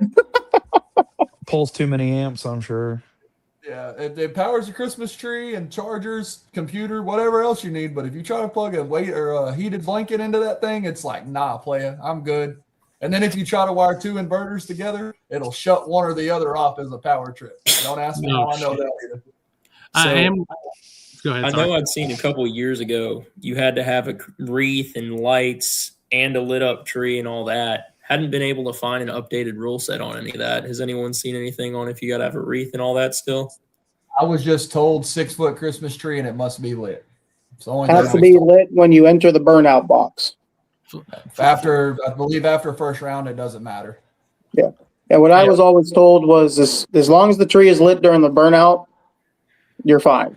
If it falls off or breaks or just stops lighting after you make the burnout, you're fine. Yeah, if y'all see me hanging on in the trunk and through the burnout box holding some shit, doesn't say how it has power. It's going to be about like the turn signals. Yeah, exactly. Hey, Plan B in Houston's car. So if for some odd reason his Plan A fails and y'all see that spooled media live feed Jackery box in there and he takes off and that thing goes flying, just know we might be down a live feed box for 2026.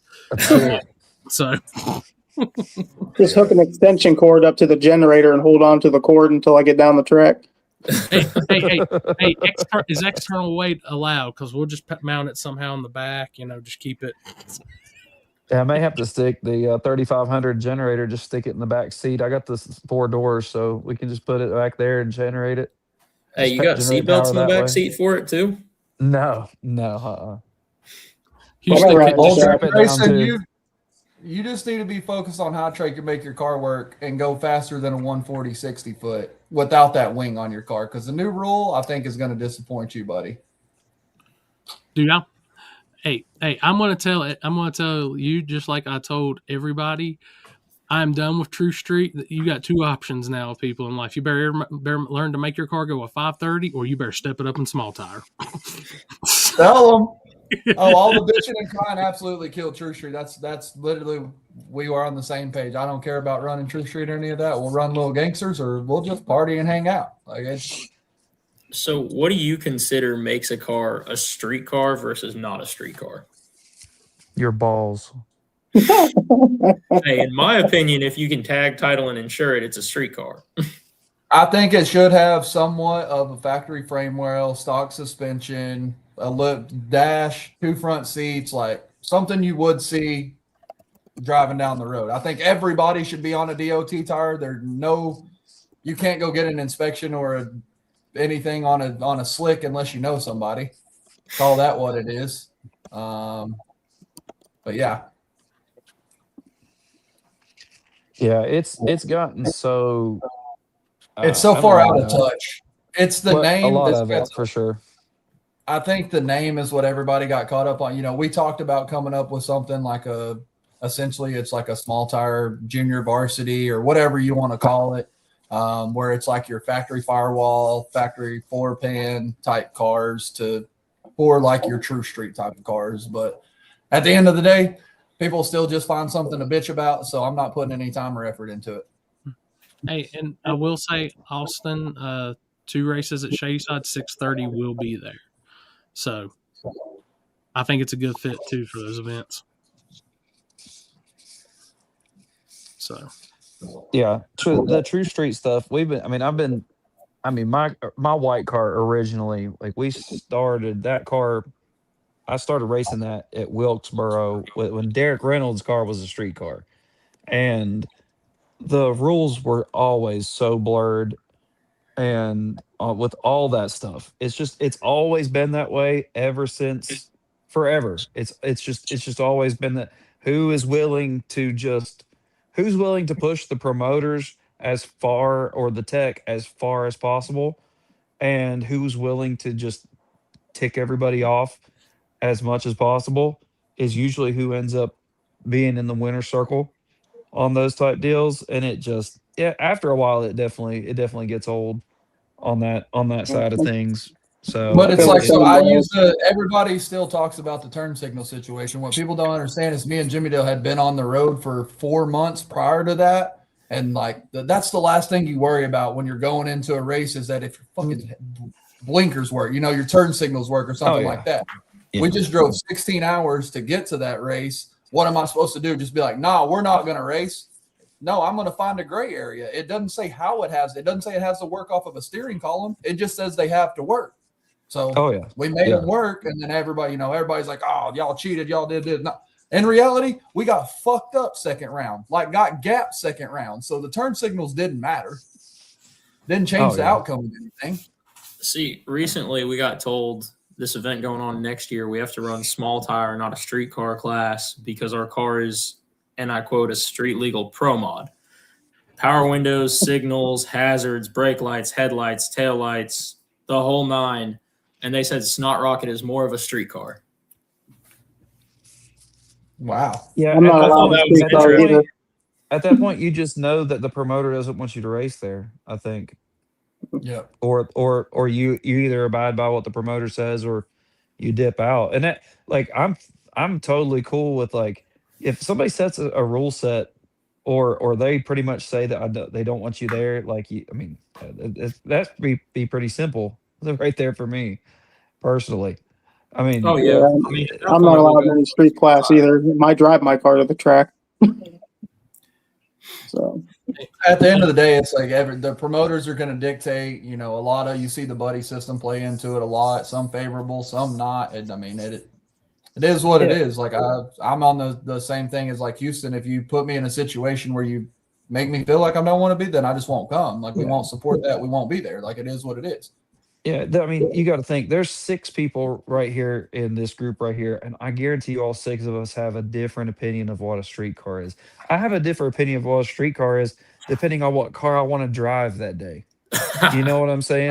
Like for real, like there's times where I'm like, yeah, a street car, because then you have multiple tiers of street car.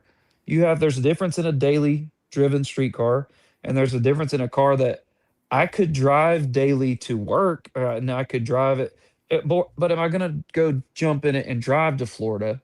There's differences in those deals. 1,000%. I tell people this all the time. Like we'll say 50 Shades is a street car just for this instance. We'll get in a true street class, but I'm not going to get in that fucking car and drive it through 120-degree heat in the middle of Texas in the summer. Like it's not. I'll get in my Cadillac, and that's a street car. It's got AC, heat, all the luxuries you need. You know what I mean? Like, there's a difference between can you drive it on the street and is it comfortable to drive on the street? Yeah, for sure. And some people can grit through it and drive them. Where you see that in the drag and drive stuff. I mean, people are willing to drive them 1,000 miles and have that experience, and it's not the most comfortable. I mean, I'm sure, but they're willing to do it to prove that they can more than. Let's be honest. What's Steve Morris's wagon? Like they'll say that's a street car all day long. That's a full-blown tube chassis. Full-blown tube chassis race car, no doubt about it. Do they drive it thousands of miles? Absolutely. But same with the AMX. When we get down to when you get down to it, it's a full-blown chassis race car. Yeah, their driver's seat's in the back seat.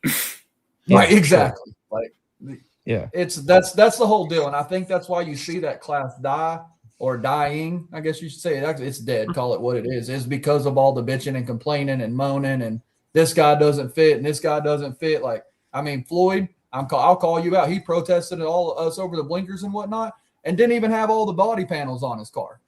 Like I could have went back and been an asshole about that, and been like, "Hey, he doesn't have all his battery panels. Kick him out. But that's why I fight fire with fire. It is what it is. We got to race. We got fucked up. Part of it. Hey, I am going to say this, Paul, and I know it's a little off subject from what we're talking about, but I'm going to tell Seth to fire up the bulldozer. We've got over 130 comments, and it's pretty much every car is different on the pictures for Carolina Gold. Yeah, you may need to start clearing some land out there, bud. Houston, do not get there on Friday night.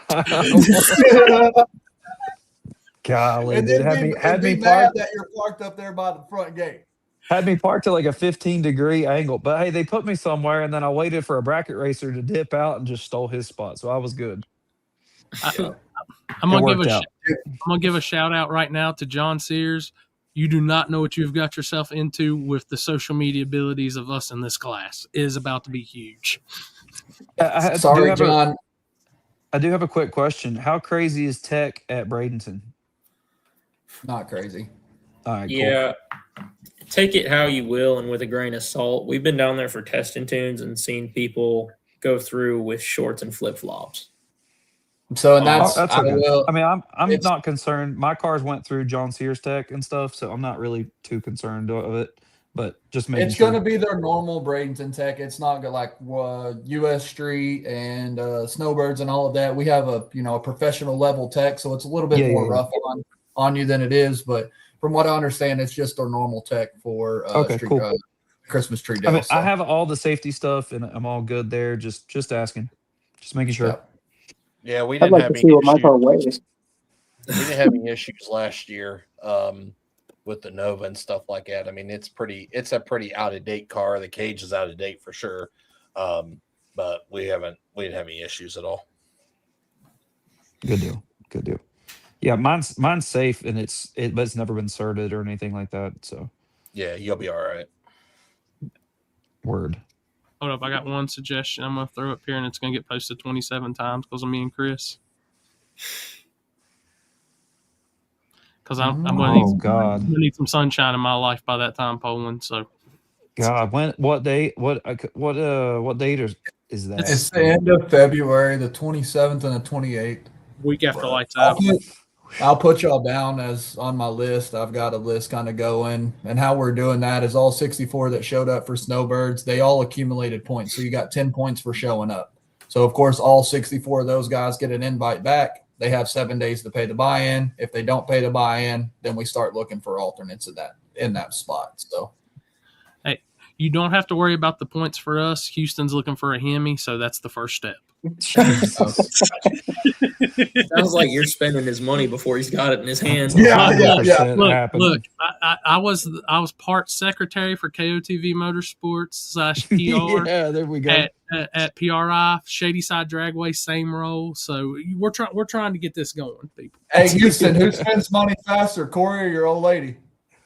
Ooh, boy, that would be a very close race right there. Yeah. I sent you 2 race cars in the last 2 days. Hey, Poland, all I'm saying is his old lady didn't just say that he needs a screw-blown Hemi. That's right. That's right. Valid point. Yeah. Old lady says, "Hey, we need to buy a house, $100,000. Hey, you need a screw-blown Hemi, $100,000." Hold up. Yeah, that's right. That's right. You are Jimmy's lawyer. I am Houston's lawyer on this. Got you. Well, see, the problem is that my client likes to spend money faster than we can make it. I'm over here trying to refrain my client from spending money. You're encouraging. Look, I'm David Ray and over here with for sale ads on race cars in front of Houston. Yeah. Like, come on. Yeah, he sends me that. Is it LDR? The 2-door box top? No, the box top Fairmont. That was like 65K rolling. And I'm like, dude, all right, homie, where do you think I got that money stashed at? The old used to call it the taxi cab back in the early grudge days. Yeah. Out of South Carolina. Yeah, I know what car you're talking about. Yeah. It's a double frame rail. He calls me on a daily basis, and he's got these wild ideas. I'm going to sell the Fairmont. I'm going to sell the Corvette. I'm going to sell my trailer. I'm going to sell this, and we're going to buy this. And it's like, no, we're not. No, he's going to get him that gasser. All right, y'all. And I'm going to even get – so everybody in this group chat knows Jimmy Dale, correct? Yeah. Y'all have seen a video of Jimmy Dale and how he acts. What do you think that top end's going to be when he hears the true, brutal, amazing, loving sound of a screw-blown Hemi in that LDR car? Or is he going to make at least 10 foot before he's like, oh, shit? I told Kayla Morton to make sure that she is on the top end and that the flow cameras are rolling when that man comes out of the LDR car on the other end. There's already been heart-to-heart conversations about, hey, we can't throttle whack these blower cars like we do the Notchers cars. You'll break belts. They're $600 a piece. What? No Jimmy Worms? You will definitely get them on the starting line. That man has come up with a whole method on how we're clearing this thing out. But they said after the finish line, Lee White basically told him, I'm going to flood that thing with fuel and shut it off at the 660 so you don't even have the ability to whop, whop, whop down on the other end. Every time he hits a throttle womp, that's 10 grand burning up. Yes, 1,000%. And then Lee told him, he said, 75 belts. Yeah, he said, you will throttle whack the rods right out of the side of this thing. And coming from the lawyer, I can't afford that, and neither can he. So there's that. So here we go. Poland is the lawyer. Lee White is the judge. He is sending the verdict. Yes, 1,000%. Hey, and by chance, guys, and everybody in the chat and on here, if you ever get a chance to talk to Lee White, one of the best dudes in the game when it comes to tuning and everything, just go over and say what's up to that guy. He is an awesome dude. Shady Side local, too. Okay. Oh, man, but... Sorry, I feel like I've been out of it. I'm typing an email right now. Oh, you're good. So I'm rolling on the high right now of that man is sending a bread sprint sponsorship as we speak. He is typing up an email to get a bread sponsorship from somebody. This man is going to pull into Bradenton. The white Audi is going to be now wrapped in Wonder Bread colors. That'd be awesome. Wonder Bread one of those giant box bands on the window. Damn right. But dude, I don't know about y'all. I did end up with the PRI code, and they shot me up with some good medicine today. So I'm on I'm ready to go.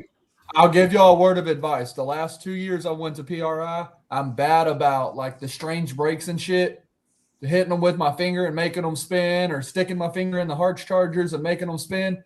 I made it a point this year not to touch anything, and I came out on the other side. I haven't been sick. I haven't felt bad. None of that shit. And it makes sense. You've got 30,000 people in that convention center all putting their grimy ass hands on shit, and then you do the same thing. It takes one person to get sick, and then I made it a really good, tried this year to not touch anything.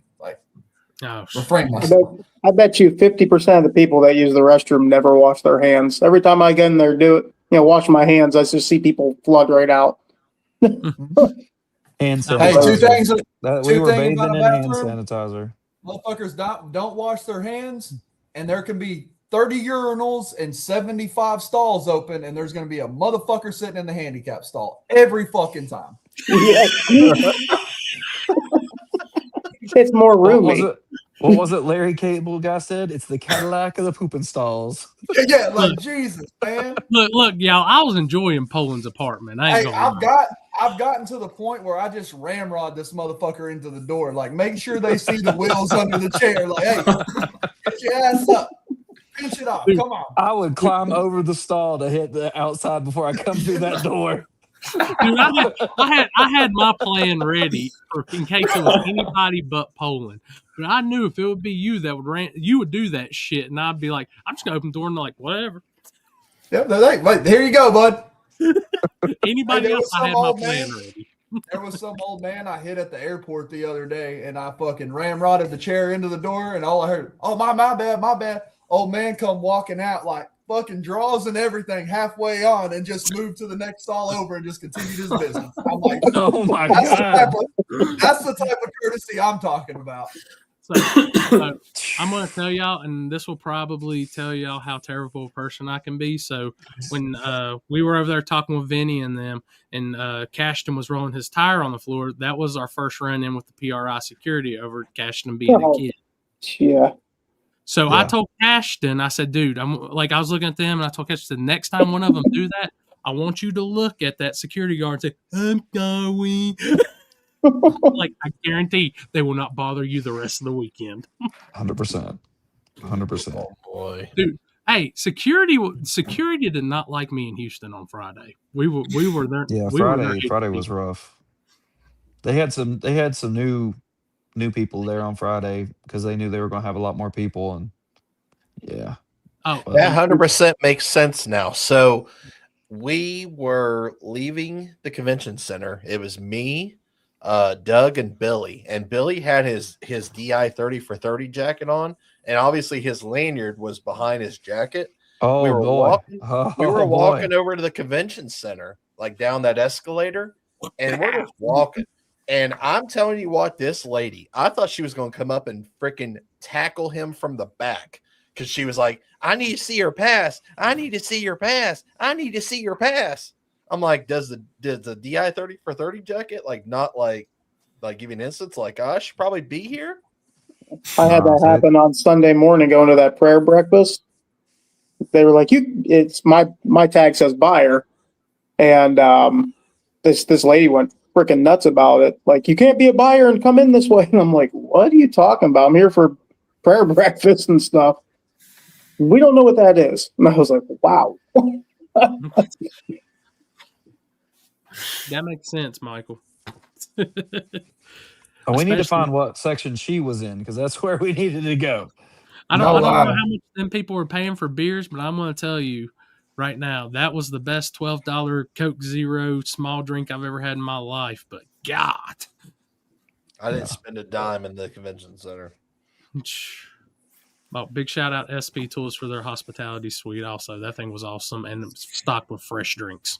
Yeah, they were giving them a hard time about those too, though. They give you that is a money racket there to be an exhibitor, and like if you want anything in there, or if anybody I know, I'm sure Poland and them with Nitrous Express, they probably if you bring food from outside, they give you that it is like a huge no.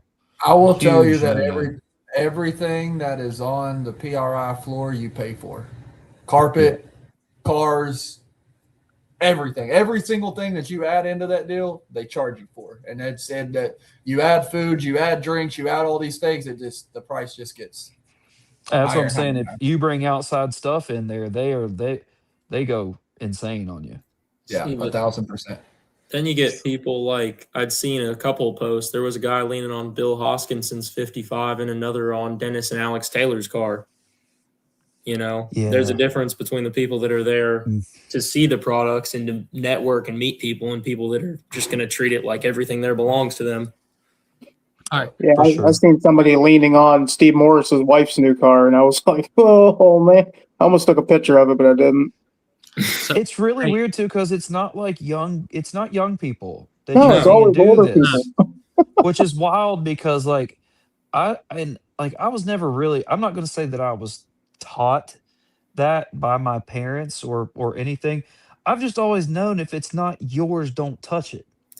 See, and it's not like they were it's leaning on it to look at something either. They were just leaning on it like it was a chair. Yeah, I forget what car I was around. Well, I'm sorry, that was different. I was around a new Corvette ZR1 yesterday, and I was sitting here 3 foot back trying to look in it, because I'm like, I don't want anything of mine scratching this thing. The zippers and buttons and stuff on people's coats and jackets and pockets going up against some of these cars. It's just insane. It's like, why are you even I couldn't imagine getting close enough to touch one, much less leaning on one. And the pictures that I saw, the one guy leaning on the Taylor's car, I was like, dude, he's about to cave in the quarter panel. Yeah, he's just sitting on it. Y'all are crazy. There was a dude, I came around the corner to check on Glockner's car at the Wolf booth. I think it was Friday before Jason and them got there, and there was some dude just leaning on Glockner's car. And I'm like, yo, dog, you scratch that car, I'm going to scratch your fucking face with this paper. Chill out. Hey, I am going to tell y'all there is a plot twist to this, because 2026 PRI in the KOTV Motorsports booth. Oh, we Lord. Put the Zephyr in there. We're going complete opposite with this. We're doing an autograph session, and on the driver's side of the car, Poland's going to be sitting on the roof of it. And then on the passenger side car, so you're going to do a full circle. You're going to come around. Chris is going to hand you a piece of bread as you walk by. And then when you we'll do that $5 per autograph, and we'll get that screw blown Hemi. You know what I'm saying? Let's go. Hey, you just got to flip the trunk open and let them sign on the inside of the lid. Houston, we could have some local entertainment on the roof with me. Oh man. No. Poland. Stripper glitter pool. Poland. My man's got access to a full salon crew. We've already planned this out. What did they say? When people call you for a reference, yeah, she sell drugs, do hair, all out the same house. That's going to be. You our never PRI know when to kick in the door. Yeah, that's our PRI booth. That's Baby D. Yeah. Did y'all see the memes about companies sponsoring girls at PRI? No, Yes. where's the memes at? I did not see them. Fill me in Are on the you tea. Are you talking about the one with the? It's like the Star Wars one. It's like, you're sponsoring me because I'm a good driver, right? I Because I'm a did see good that one. driver, right? Chris, Oh I know god, you it's know where on. these are. It's got to be on Blue Collar. Somebody find it on Blue Collar. I haven't. It's not on. There's nothing on there. Oh, There's I two saw it different on blue collar Facebook pages. There's morning. blue collar regular and then blue collar unplugged. I always No. search for those. Yeah, this was on their. I thought this was on their like main channel page or whatever. It may have been. Not on the group. This was or just was it on on the Rowdy? main. Was it on Rowdy Racing? It could be Rowdy Racing too. It's one I or the didn't see other. that. Because it's the Anakin Skywalker with the princess, and it's like, yeah, it's hilarious. Huh? Yeah, I'm not. Oh, I'm on it. I think it's Rowdy. Actually, is where I saw it. Because we all know I don't give a shit. That What, one's been circulated more Somebody than a feed few Chris. times. Somebody feed Chris some bread. Our damn analyzer fact checker over there seems to be a little slow right now. He needs some bread. Yes. You know who would know this, and he ain't on here? Where is Canadian Alex? That guy would. Yeah, he's on top of this shit. He's a fact checker. They must get news better in Canada than we do down here or something. I don't see nothing on Rowdy. I don't see nothing on Blue Collar. Jonathan Bailey. What about Double send I? it. What Ooh, about I Double can't I? find it either. I forgot about double double- shit show. Yeah, 00. What Found particular it. girls? Found What it. particular girls got sponsored this weekend that don't race? Just No ask. idea. It was just for a my personal information. It's in your inbox, Chris. no idea. It's just a really funny meme. I watched a girl walk up to the Summit booth with her whole racing gear on and say that she was mad that they wouldn't sponsor her and how she buys all of her stuff from there and how they were Houston based. And I remember like everybody just staring at her going, we're Ohio based, not Houston based. And the lady was just like stunned about it. Oh Jesus! I was like, how to Oh, not ask man. for a sponsorship. That's great. Wow. Mm-mm-mm. Good old 00 shit show. No. Announcer for Carolina Gold is also sourced Poland, and he's good. He's one of our new guys. Gotcha. He did the dragon. He's been doing dragon drives and all kinds of shit, and he not only is good on the information, but he'll talk some shit too. Who is it? Rye Klemp. He is I've heard good. that. Oh, Ryan Clint. Clapped out. Nice. Because at first he said I might be able to get the car done, and I was like, "Nah, dog. We need your ability on the microphone." You're gonna start sabotaging him, making parts walk off like a certain blower that's been I will around the drive. internet. I will drive to wherever he lives in North Carolina, and I will steal not only every part he has, but 2 of his RC cars, so he has to focus on it. I love their YouTube channel. Dude. Their channel is great when they actually put a video out. I It's hilarious. absolutely. Yeah. What is it, Logan? Logan and Rye. Dude, And Jack San he Jimmy's has with had me. he has had me crying laughing on a YouTube video when he was talking about the piss toast. I don't know if y'all have seen that. Him talking about his cats and the piss toast. Dude, I've never laughed so hard at a YouTube video. I mean, it was insane. He's so funny. And that's 100% true stories. Every new Yeah. toaster this guy got, the cat made it a point to go piss in it. Well, he found out that his cat was pissing in the toaster. And he didn't find out till like later. Oh my God. Dude, He didn't find out till he took a bite. One, I'd have been killing a cat, dude. It would have been over. But him, the way his personality and his like sense of humor, and oh my gosh, hilarious. Did he never stop for a second and think, "Damn, this toast tastes kind of funny"? He figured it out. I forget that. Like if you He just listen, assumed the if you can smell go coming find out of that the toaster. story, if you go find that story, because I mean, you know, when he fired it up, that it had to have just the aroma, you know. But One day whatever. one day I'll bring my mom on the table and let her explain to you as I was a child. I'm not for sure on age, probably 3 to 5, somewhere in there. My parents had struggled because I would piss in dryers, no matter where I was. I would walk right by a bathroom, open the dryer door, and piss right off in the dryer, full of clothes. Like, my parents, they battled with that for like 2 years. I was full on wheels when I was a kid, dog. I used to you get chairs and unlock the front door, or show up at the damn convenience store. They'd be calling my mom like, "Hey, he's at the store again." Like, that was wild, dog. Oh my parents didn't know what was going on. They kept smelling piss, and then my mom and them figured out I was walking right by the bathroom, freshly in the dryer, just pissing in the dryer on their clothes. There you go. Take that. Back with AirTags and find my iPhone didn't exist. Yeah, for real, God, dude. This is completely random, but I did not know that AirTags only work if you have some type of Apple device that can connect to it close.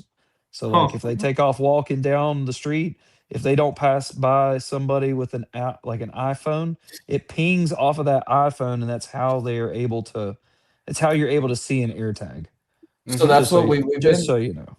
We've been telling people that, like, if you put them in your race cars or whatnot. If I say you have it in your race car and I steal your car, as soon as I get in there with an iPhone, it's going to tell me that there's an AirTag in that thing, and then of course you tear it apart and find it or whatever. You can turn it off. You can turn it off. You can turn the AirTag off. So it's not a real good thing for security reasons. It's more for they make these ones.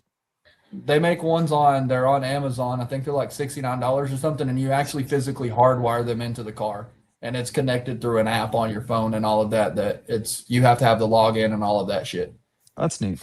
This made me think about that. It was, I think, one of the sick events. Correct me if I'm wrong. Maybe it was just Drag Week about a year ago. Someone's Camaro got stolen from a hotel overnight, and it turned up like 6 months later, just half a shell. Yeah, I remember that. Hey, we had one Yellow Belly last year. Maybe the year before. Oh yeah, was it a red Camaro? Is that what that was? Red Camaro. They came in there. We saw it all on camera. They came through the gate about 4:00 in the morning, backed right up to the trailer, took car, truck, trailer, everything. And he had a tracker in that when they built the transmission tunnel, they actually built a box on the side of the transmission tunnel that had a tracker inside of that box that just had a USB-C on the side of it, so they could charge the tracker. And they tracked that car.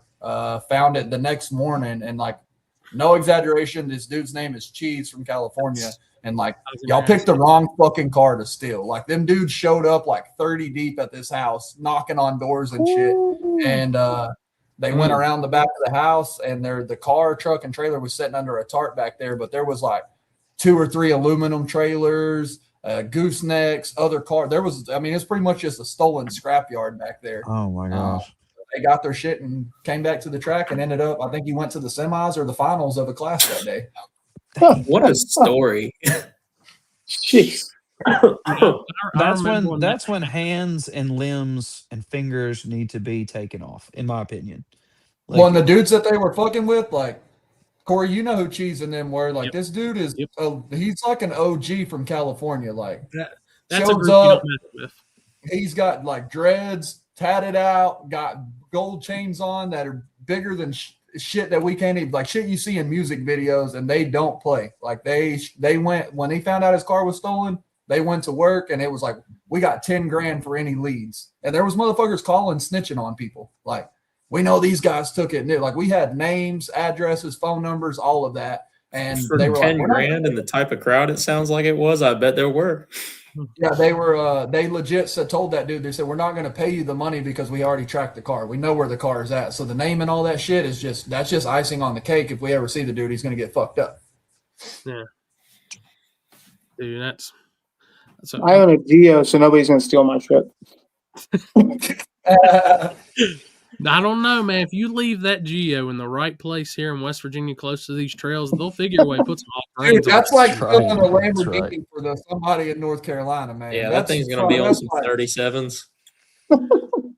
Might go faster. Then he'd be like, "Where's my stuff?" And then he sees the next truck's gone wild release, and that thing's going off of like a 40-foot kicker or some shit. Christmas tree will probably still be on it. I got a question. Do y'all like Ron Rhodes or Charlie Brown Ooh. Dude. in the grudge race? See, nitrous isn't my cup of tea, but I love Charlie Brown. That's hands down one of the coolest cars I've ever seen. Especially like last year, how they came out at Christmas tree drags. No quarter mile passes, just came out and got it done. Yeah, I'm going to agree. I love Ron Rhodes. I've watched him like half my life, but there's something about Charlie Brown and the aura that's behind that car that's just, especially with it being nitrous again, that's just killer. They don't have an option. It's a four-door. He's a four-door. I love it. My only question is, like, I know they have the similar or same motor going back into it, so I know they have all the tune-ups in it, and I'm sure everything's getting put back to the almost exact way it was. Will they be able to replicate how it was before that fast? It is the same. It is the same exact combo, just freshened from Tony. So it'll be identical to what it was, and I think with the testing on Friday, that gives them time to put it back. Get it back. I got where you. It needs Yeah, yeah. That'll be an awesome race to watch for sure. For sure. I love the bantering back and forth. It's been awesome. Dude, the stuff like that is what keeps racing going for the spectators and for events and stuff like that. The best thing that the stuff that y'all are doing, and it is when I say y'all, it's everywhere. It's a lot of y'all are creating a show and creating an atmosphere that is not only gaining the racers' attention, but spectators are just dying to be a part of it. It's like And me that and is Corey were talking huge, about man. earlier. It's It's like, huge. yeah, we are inside the racing industry, but a lot of people forget that we bring a ton of entertainment value to the table. You have to. Like, and there is a fine line. Don't get me wrong, but you got to find a blend of both, because you got to. At the end of the day, nobody gives a shit about racing. I tell people this all the time. When you're doing YouTube videos and all of this, nobody cares about your passes and whatnot, because they've already seen it. They've done watched the live video. They done seen the videos on Facebook. They done seen another video, 1320 or whatever, of all the racing stuff. Now they're watching KOTV for the behind the scenes. How did you get there to make that pass? How did this happen? What happened in the pits? Like, you see a lot of the Jimmy Dale stuff. We don't really hardly show any racing. It's me and Jimmy Dale yelling and cussing at each other, throwing the wrenches across the shop. Like, it's behind the scenes stuff that you get to see. Like, this is kind of off topic, but Saturday at the event, is there testing? Friday only is testing. It's off the trailer from what I understand on Saturday. Okay. So, Poland, you're going to kill me. And I love Charlie, but I love Charlie with a breathing device on the front. So I'm going to be the odd man out on this whole group, and I'm going to ride with the radial OG. I'm going to take Ron Rhodes. Blow hot air just like them damn Pro Chargers. I ain't listening to you. I'll tell you what, I am not a betting man. I do not bet at all. But I will put $1 and I'll sign that bitch, and you can have it for life and never spend it. You're locked. We're locked. Locked for a signed $1. Locked for a signed $1. And if I get that thing, dude, I've got my wall of fame over here. If all the stuff, best pictures I've shot, I'm hanging that thing right up. That's it. Be a trophy. Hey, David Brinkley, the Patriot car, he tore my ass up flipping cards at PRI. And he texted me yesterday morning. He said, "Hey, call me in about an hour." And I just replied back and said, "It's going to cost you $100. And this man sends me a picture back of a $100 bill that apparently I signed in a blackened drunk abyss that Friday night at some point. Like, wow, that's what we're doing. Dude, I don't care what anybody says. I have a camera case back here that has a signed $1 from Tucci Racing and one of my old photographers, because they begged me. I said, "Dude, I will take that $1 and never spend it. It will never touch a register, nothing." I said, "That thing's for life in that camera case." guys. Bailey bet against 50 Shades at one of the Sick on the Green events, and we ended up winning the deal or whatever. And there's been a signed $20 bill from Tom Bailey in the dash of 50 Shades of Brown for 8 months now or more. Like, it's like part of the staple of the car at this point. Dude, I don't care how many thousands of dollars you can win on a bet. There's nothing better than something like that or a U Daddy. Now, you ain't get me for a U Daddy. We're not putting that shit online. I ain't doing that. The sign down. Man, that was a rough night. Oh, no. Oh, no. We were at what was that? Wagler for Gangster's Paradise. And freaking JT forgot to turn the damn nitrous on. Left on just motor, just didn't go anywhere. Houston, someone in this world, you're their favorite. Just letting you know. I appreciate it. That's awesome. Heck yeah. So we get. Is there a chain involved on this Christmas tree race? No. There's a custom bottle and all of that. I ain't gonna lie to y'all. I ain't have time to order the chain and all of that. No, I was curious. I wonder when we're gonna start when you're gonna start getting rings. Some rings have a gangster vibe too. So all the chains will be for Carolina Gold, King of the South, all of that. But whoever wins the Winter Series Points Championship will get a fully custom World Series of Pro Mod Winter Series diamond ring. So that's what's making me think about it, is because I was standing in the Nichols booth while Corey and them were talking. I looked over and saw that. That's what it was. I saw that, Super Bowl looking ring. That's awesome. It's massive. So we're doing one for True 10-5 as well. First person in the threes on the 28 is going to get a custom World Series ring, and then the first person, or the person that wins the point series. So breaking news, in case y'all didn't know, I'm turning the fucking boards on for True 10-5. You're going to get all the hate from me, but I still love you. I get it. It should be celebrated. They're really close, and it should be celebrated. So I've got 10K. I've got 10K up right now for whoever goes the deepest in the threes. That's kind of part of the deal, is you have to go a 3, and whoever goes the fastest in, like US Street, will get a 10K bonus. If they don't do it there, we'll roll it over to World Series of Pro Mod. But yeah, I think the plan is right now is leave the boards off during testing. First round of eliminations, the boards come on, and you have to go threes inside a competition to get the money. Awesome. I'm here. Do it this way. As soon as the sun goes down, turn them back off. Leave them on when the sun's out. Right, If you a real gangster on that keyboard, you can do it. 1,000%. 1,000%. But no, I mean, it's just when you're looking from the fan perspective and all of that, like I went and watched the Flow deal, and it's like Pro 10-5, Pro Mod, all these people are showing times, and then with True 10-5, it's kind of, it sucks from a spectator standpoint, but then again, like I said, it's everybody that is in this game knows how fast they're going. The one thing you got to make sure, though, you got to get that bulletproof vest for David Ray. Oh, we got to make sure we get the bulletproof vest for David Ray. They said that him not having a shirt on the starting line was a safety concern, so we're just going to have him roll up in just a bulletproof concern. He distracted the drivers. Distracting the drivers, man. Hey, instead of a bulletproof vest, go find him like an 80s mesh crop top. Oh, my God. Shit, like the fishnet? Yeah. Like the fishnet? Yeah, that's it. That's it. Wait, I have one. It's a shirt. You have one? Yeah. Chris said I have one. Hold on. Oh, yeah. Oh, you have the Chrissy shirt. His damn neon fishnet situation he got over there. That makes sense. I'm going to tell you, neon green and gold teeth, I don't know if that's a good match. Hey, talk about repping Big Frankenstein.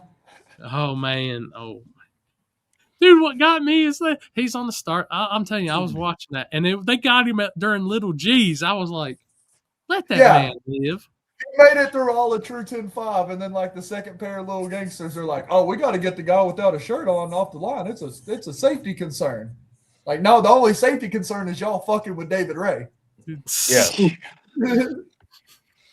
Like that man, that dude, and this is one of the funniest stories. One of the guys that helps us at Shayside, his kid's there, And this guy was like terrified of David. He would not talk to him or nothing. I literally looked at that man. I said, go talk to that man, Blaze. I said, that's one of the best dudes you'll ever meet. Now, as soon as you talk to him, you're going to have a whole new opinion on him. I was like, don't let them tattoos scare you. David Ray's just one of the guys. That's right. Boys, I gotta get in bed. You're good, man. Later, buddy. All right. See ya. We'll see y'all. In a couple days, man. See you in a few days. We getting close to that.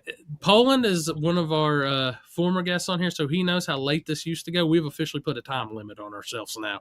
We are a 2.5-hour show. So Yeah, I was literally about to tell the same thing. As I'm not too far from bailing off here, but I can stay for 15.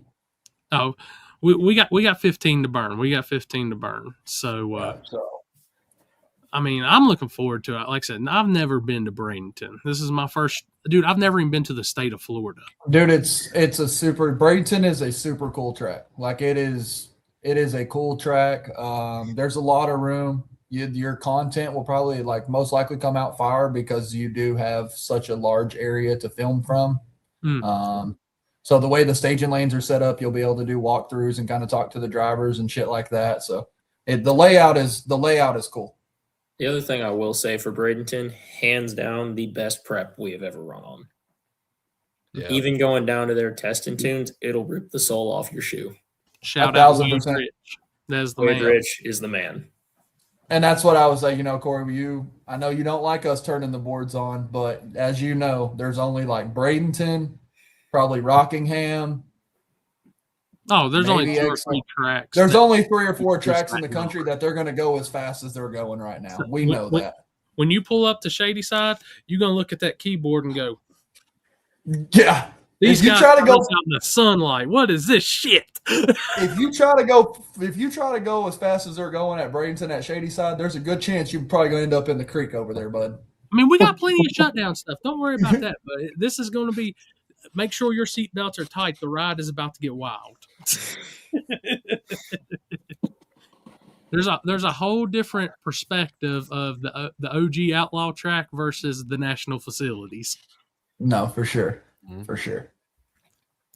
Hey, there's a lot of racers down in Florida that I've met who they see the races up at War in the Woods down at Brown County Dragway, and they're like, "No, I'm good. I would never."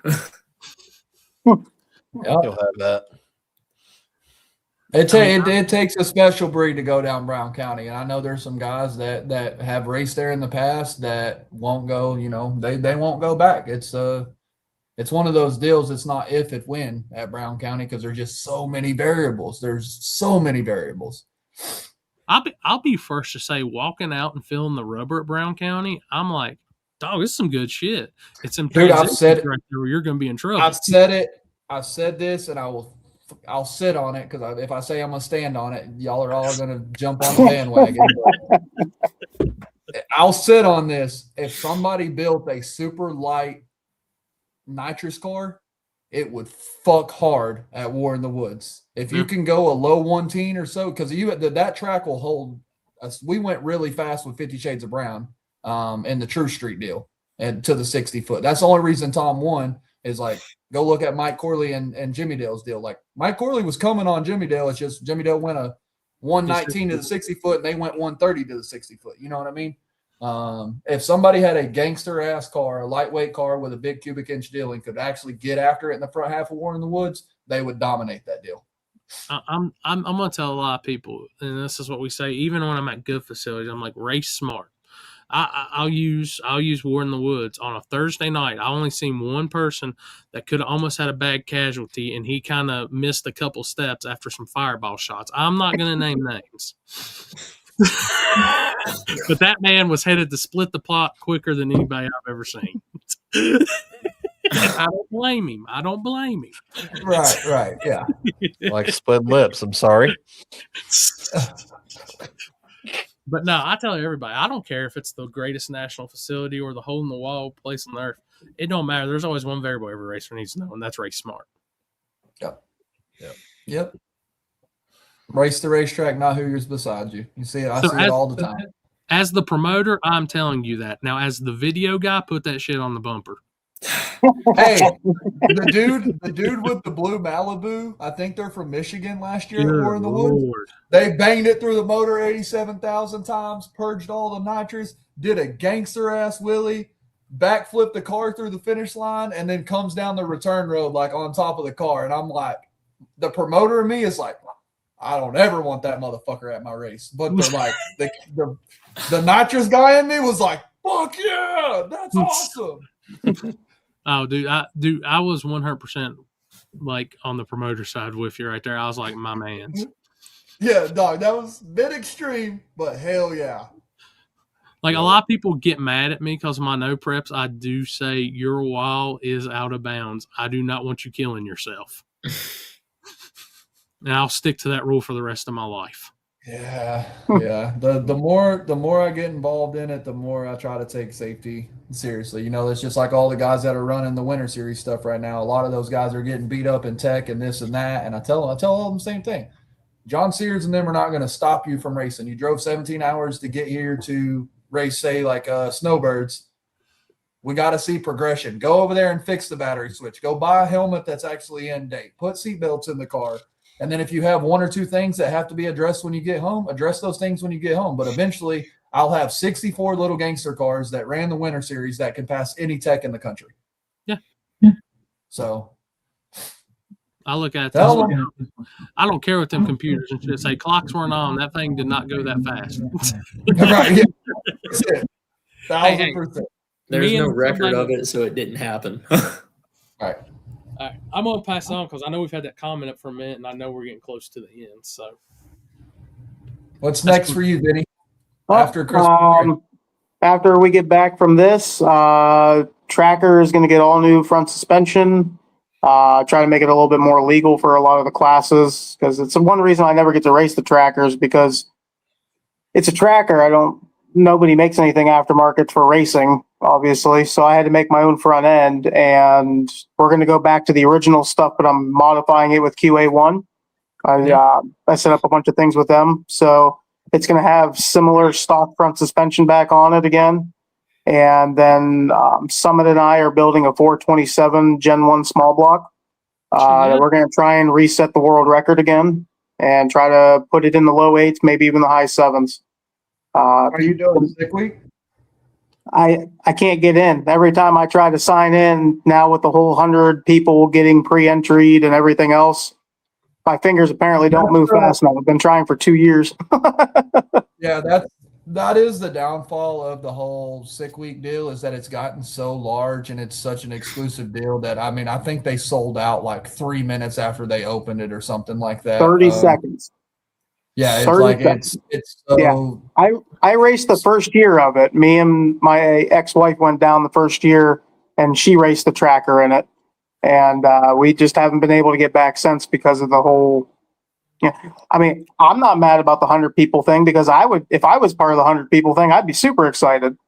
But I'll get there eventually. We're gonna end up probably pulling the cage out of the car and putting a 750 cage in it. And we're going to try and go for a low 8, high 7 second over at McBride Racing and set some world records. Hell yeah. From what I have heard, if you place, I forget, but like top in any of the classes at any sick event throughout the year, it does give you preferred entry. Yeah. So even like going to Michigan Miles or Sick at the Rock, if you compete well out there at one of their smaller events, it does give you preferred entry.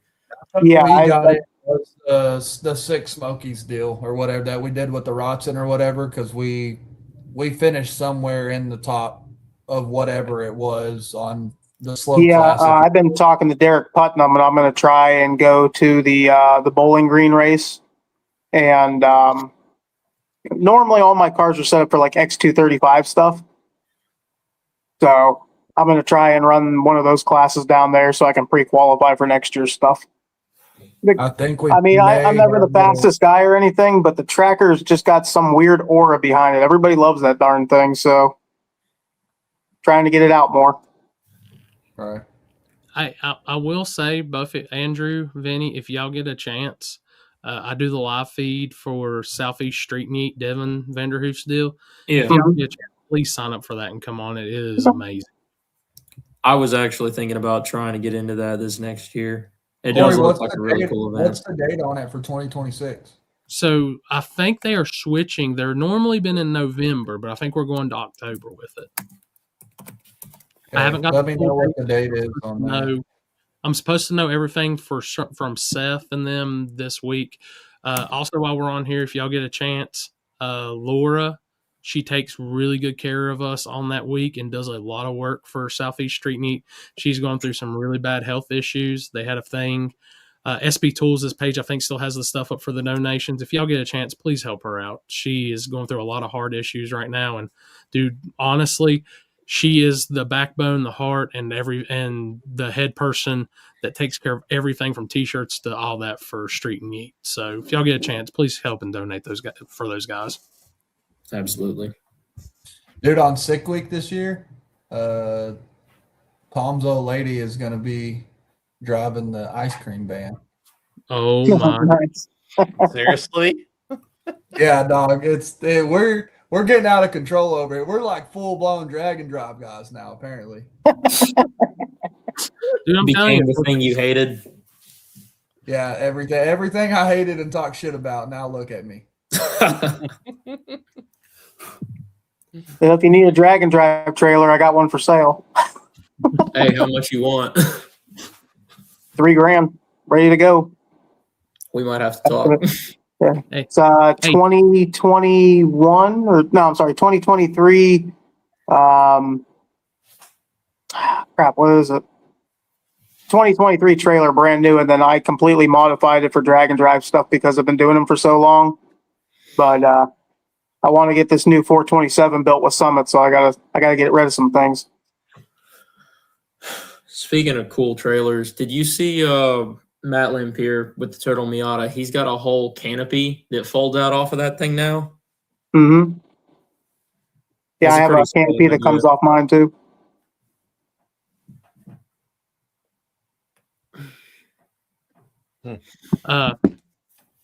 So Houston won't say it because he doesn't really know it yet, but I'm going to talk him into it, especially on this 12.5-hour drive. But his Coyote car is getting 26.85s, and we are going somehow, some way into Rowdy Radial or for Devin's deal, Tiny Tire. Like I told that man, I said, I know that car's capable of running that class, and I know what you're thinking, Poland. Listen, this man, he is spending that money again. It's all right. Houston sells tires and wheels. If you need Kaiser wheels, cheap plug. KOTV Motorsports.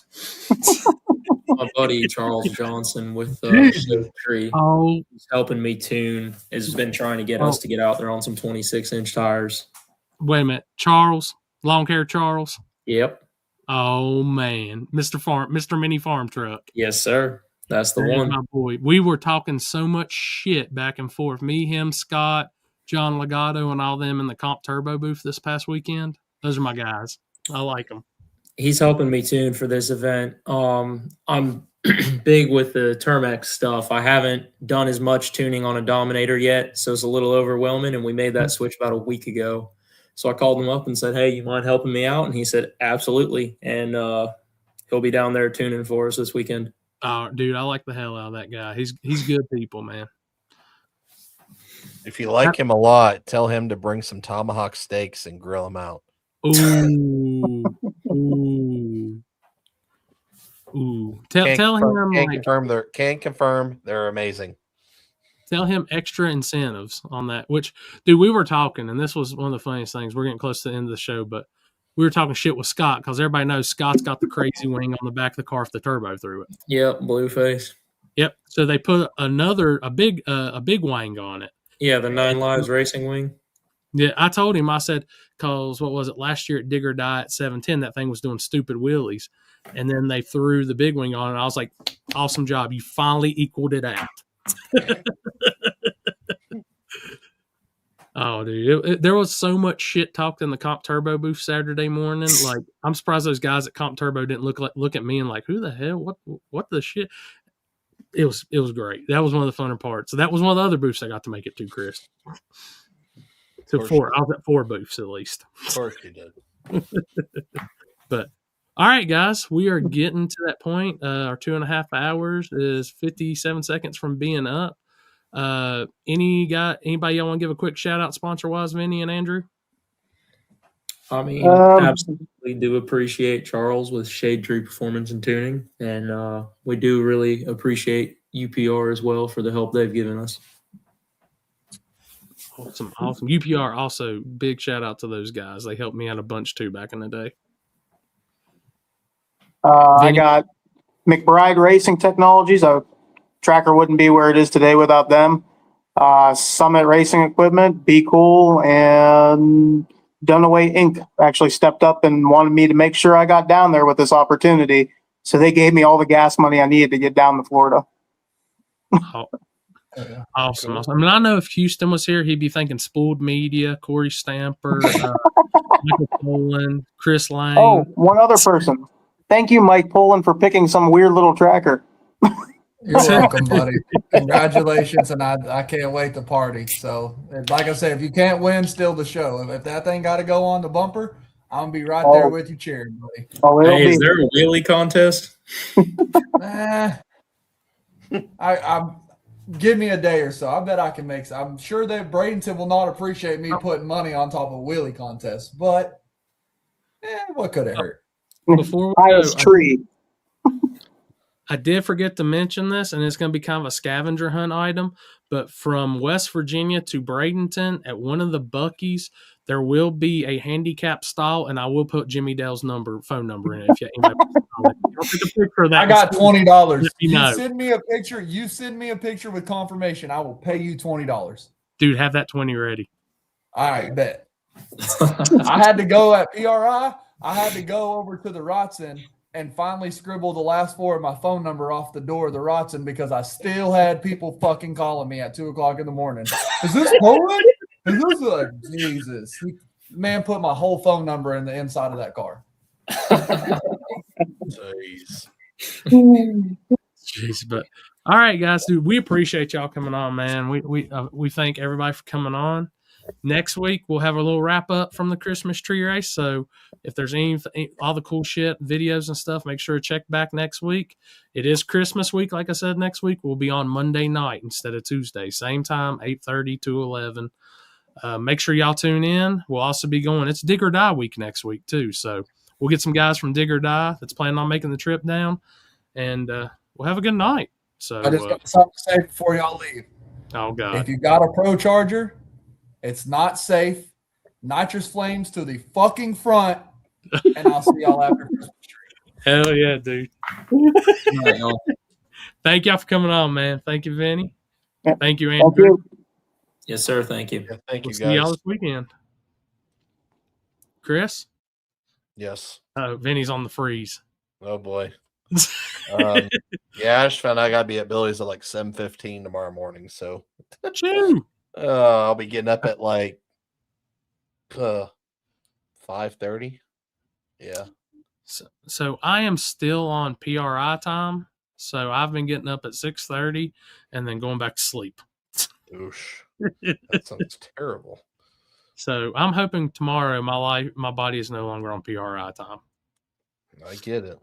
But Chris, man, so you're rolling early. I'll be rolling Thursday afternoon. Everybody, if you're on our socials, we'll be posting up some updates on the road, all that good stuff. We'll keep y'all entertained. But maybe, if you're gonna you know what I was thinking? What's that? Somewhere. You know, obviously Freedom Plus is not going live until Saturday. Should probably try to go live for that grudge race. I have acquired a new media device where I can go live on my phone and have all the Zoom. So there you go. I mean, I think some people be interested in watching that maybe.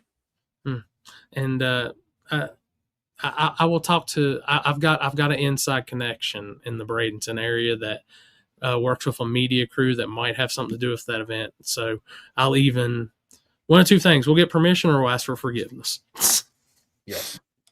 So, hell yeah, dude. Well, guys, it's been a good night. I've enjoyed it. I love the guests. I love talking with guests.